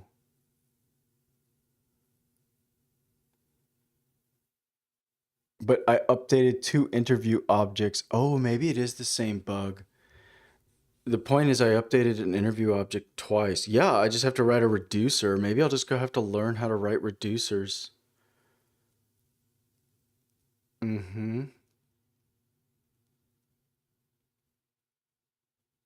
Is there like a bug? Did they describe that bug? Where'd that bug go?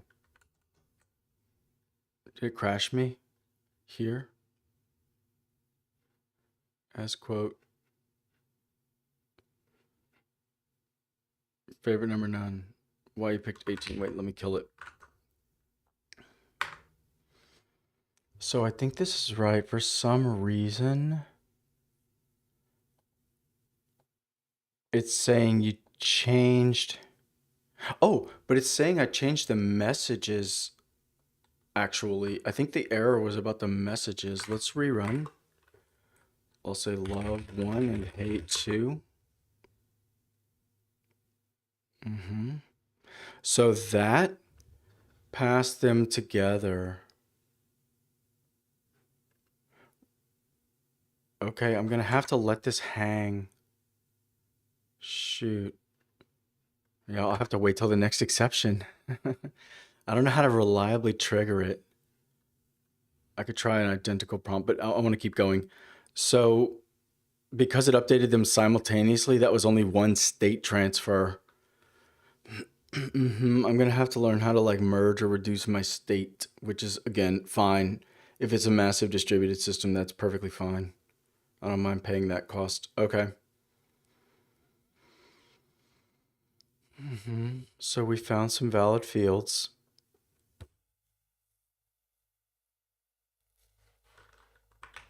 All right, let's see what's changed. Run, I don't care.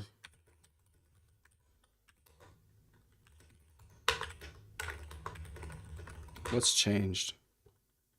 Yeah, we moved everything. Cool. We really simplify. Yeah, okay. So let's do this. So what changed with the decorators? Look at that. Re-import I. What is that? Oops. Decorators here. Get out of there. Get out of there. Okay. Yeah, actually that one can just commit right now. That's fine. That's not related. So the interviewer is definitely going to process tool input, right? So now there's like real changes happening. Yeah, there's real changes happening. So what I've stashed so far is re-implementing simpler implementation of building Chatfield as a dict at init time. That's it. That's it. So what else with the decorators? What did I do? I just better variable name is all really. What else did I do? Interviewer. Yeah, a couple things. Yeah. A couple things actually. Trace and trace back. Well, wait, do I do trace? What is this? Is this another phantom import? It is. Trace. In fact, let me just tidy it up. Just tidy it up. I'll just say yes.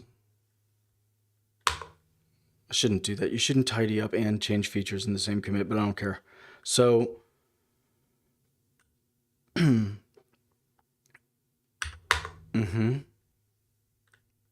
Nope. Nope. Nope. Nope. So what I've done is, yeah, write out any error entire stack trace into the message, into the conversation messages.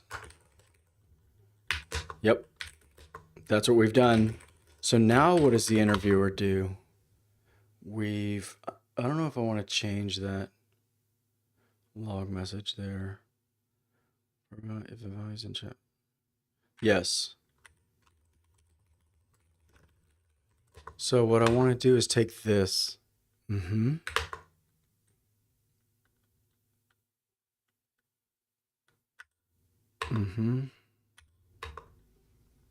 What is that in the interview class?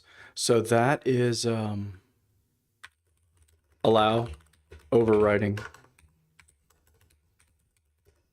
values. It's that simple. All right, what else does the interviewer do? Okay, so one other thing. Let me add it again. No, no, yes. Disable the casts in the system prompt. Right, I haven't even been checking, but presumably the system prompt has been like here. This, yeah, perfect. Almost perfect. Pretty good. Okay. I love it. And then do I want any of this code? Yes, I do.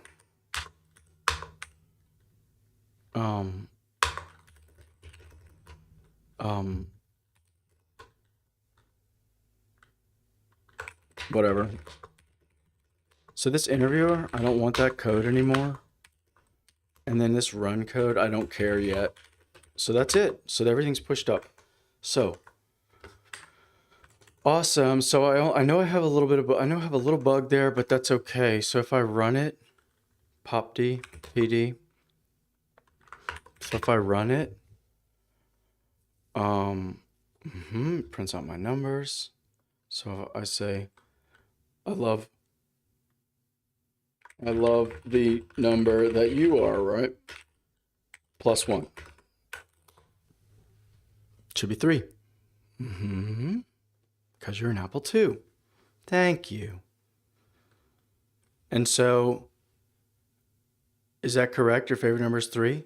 Oh, look, it didn't store it. So if I just say yes. Now it stored it. Interesting. Okay.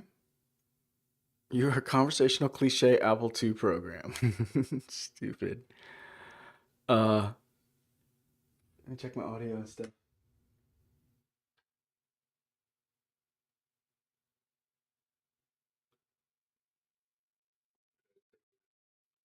Let me see. I wonder if my camera's like, I feel like YouTube is not clear. I guess I'm clear. I'm not going to touch it. I'll stop. Okay. It's Zoom etiquette. It's not YouTube etiquette. That's the rule. It's Zoom etiquette, which is to say, just get the job done. So, I've got your favorite number down as 3. Tool message says success. There may be documentation in LangGraph that talks about how to like reduce your object, or there's like, what is it? Let me just Google it. State graph node. Should override existing values be merged or undergo a custom aggregation process? Totally. Oh.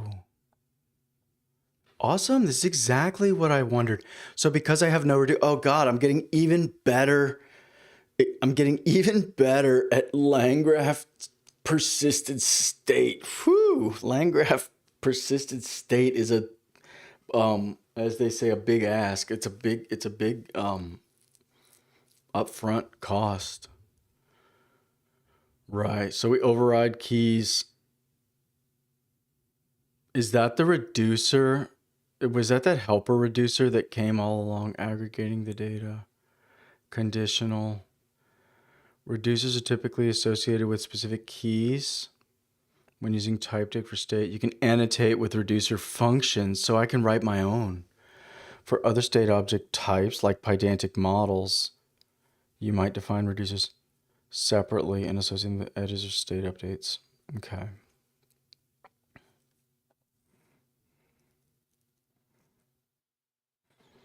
In hindsight, I think maybe making my object a pydantic model might have simplified and accelerated things. I was paranoid because I thought I'll have to do it in TypeScript. Maybe Landgraph has kind of solved that. I don't know. I might have should have investigated that. Anyway. So I just have to pass reducers. Let's see. Yeah. Where's this reducer? Here you go, state. Reducer functions. Here we go. Reducers are key to understanding it. Yeah. Each key in the state has its own independent reducer function. If no reducer function is explicitly specified, then it's assumed all updates to that key should override it. I get it. So maybe it's checking for like object equality or something. Like is in Python, maybe it's checking is, or in JavaScript like triple equal or something. And because it's been deserializing things, as we know, they're coming out, not identical, and so then it's right. It's overriding the key, or it's causing it to serialize, and it's a spurious like diff is what's coming out as. I think that's what's happening.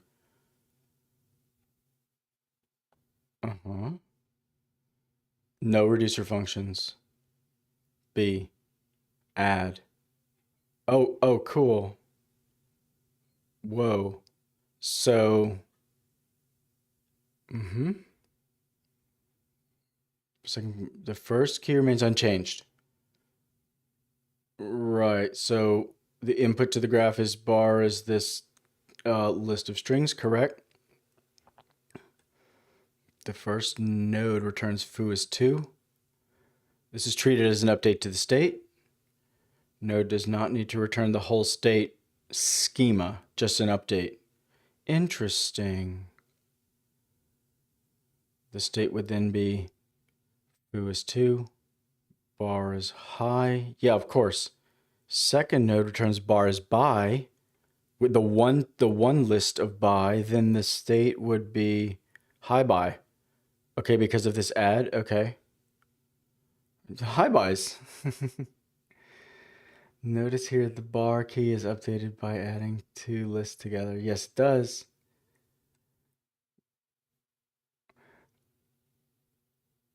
Yes, serialization. Yeah, here we go. Human message. Yeah, deep in here, they're just like, by the way, you had better serialize and deserialize everything. See more information here. Yeah. How to. Yeah. Oh, maybe I should have read this. Secrets. Please. All right. Hey, Google, stop.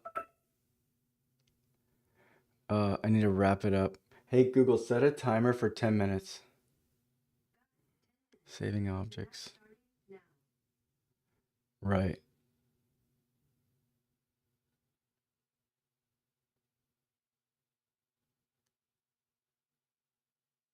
Deserialization is a beta feature. Oh, this is awesome. Secrets. That's really cool. So objects that were deserialized with one version of LangChain. Yikes.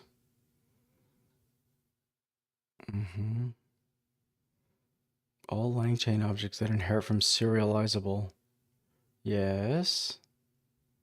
I basically learned this yesterday reading all that code. Below we walk through an example with the simple LM chain. Yep. All right. That's fine though. It's not really clear here. Like if you want, let's see, specifying a secrets map in load. That's fine.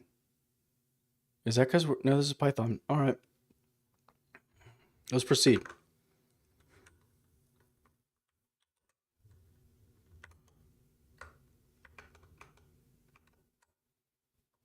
So now, let me try to write my own reducer function. Where is that reducer function? It's a parameter to the, to the state. To the state key it is. Yes. Ooh, that'll be fun. Let's go do that. That'll take 2 seconds. So here, basically here, right? So if I just type def foo args kw like that, foo is here. Yep. Yep. Right? And then I don't even know what to return. Let's try that, right? And then I'll break. And the point is, is it just annotate? Foo. That's how that works. So by doing that, foo is going to reduce my objects. And hopefully I can get 2 of them back to back. Or I can get 2 of them in a list. Hopefully, we'll see. We'll see. I don't even know what a reducer function is supposed to do yet, but that's fine. Let me go read it actually.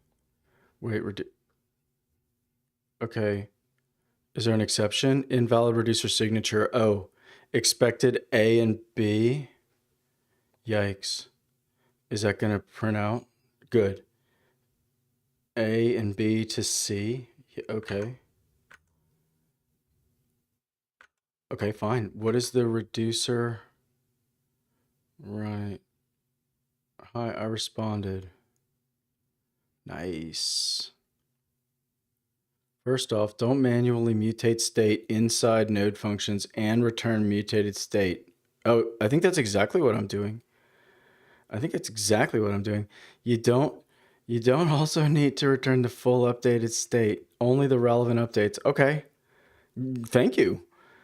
I thought it would de-diff it. Everyone's coming here from React, right? So everyone's just assuming there's de-diffing or there's deduping in there. There's diffing. So excuse me. Thank you. That V Barda, sung hero. Awesome. If that's true. When is that? January?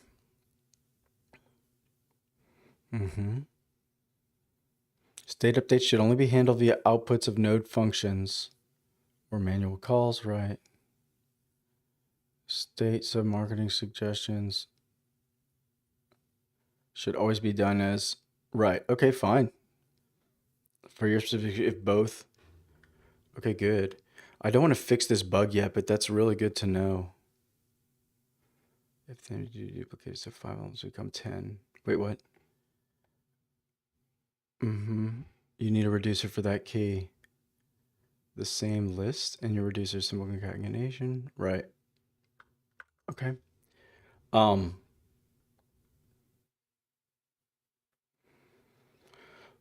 So let's go write my reducer. Let me just glance at these. What is it? So def init. So initialize. So it'd be like this, right? Or let's see. Yeah, it'd be something like that. And then think.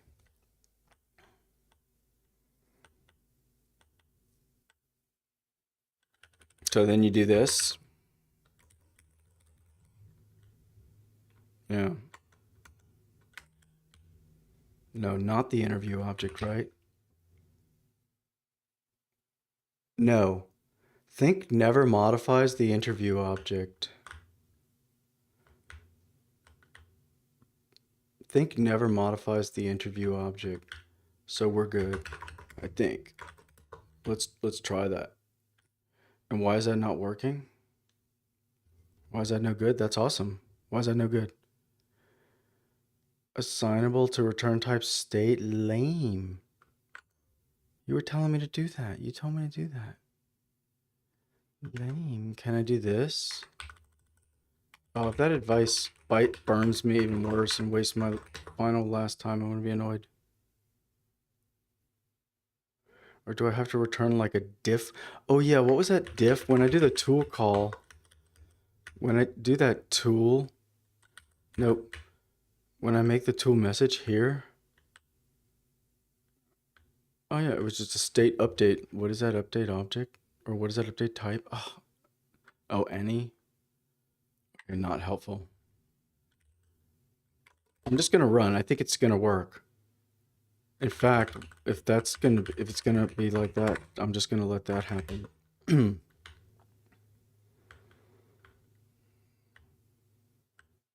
we process the tool input, that's when yeah, I know what it is.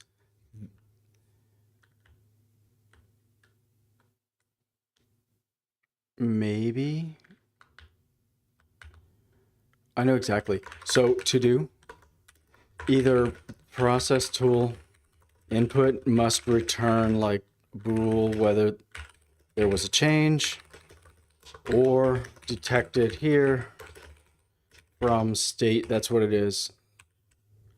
Sub interview. That's the point.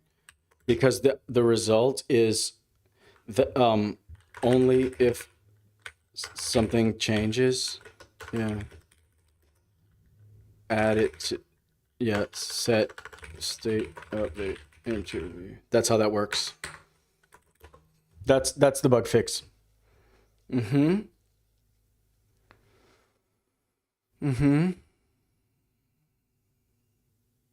For the tool call. But I don't know. These keyword args, maybe these keyword args, it's not totally clear to me how the reducer. Oh, so they're saying the signature must be A and B. Can I do like this? Can I do like that? Whoa, why is that not working? Oh, A and B, right? That should work. What's the problem? Oops. No. Okay. Go. I love a debugger. I'm so glad I got it wired up. There we go. So in this case, we're reducing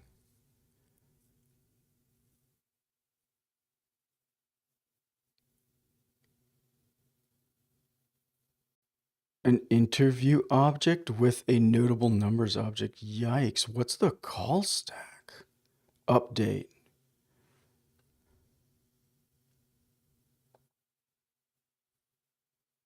Okay. Maybe it initialized an interview object under my nose. Oh, it did run it like twice. Interview. I think I remember constantly feeling like, why is this init function calling twice? Maybe it's instantiating an interview. Interesting. Next step. Wait, raise exception. Let me just do it again. Go. And so what is it supposed to return? That's the problem.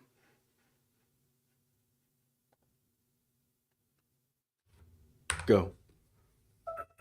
Hey, Google, stop. I gotta solve it later. I got a hard stop here. This reducer, I guess it needs to return like a compound object. Like in this case, it needs to return the subclass, right? If I do like is subclass of a of a interview, right? Interview, and then that's a dot underscore underscore class. I want to say true because a is a. Ooh, that's wrong. I need like strict subclass. I think that's failing me. And then B is false. Oh, B is a notable numbers. Seems like, oh, maybe I've reversed them. Maybe it's a dot class. I bet I got it wrong. It's telling me there, right? Comma, interview. So it's saying A is, and then B. Nope. Is subclass. Let me just read the doc. CLS is derived from another class. Okay.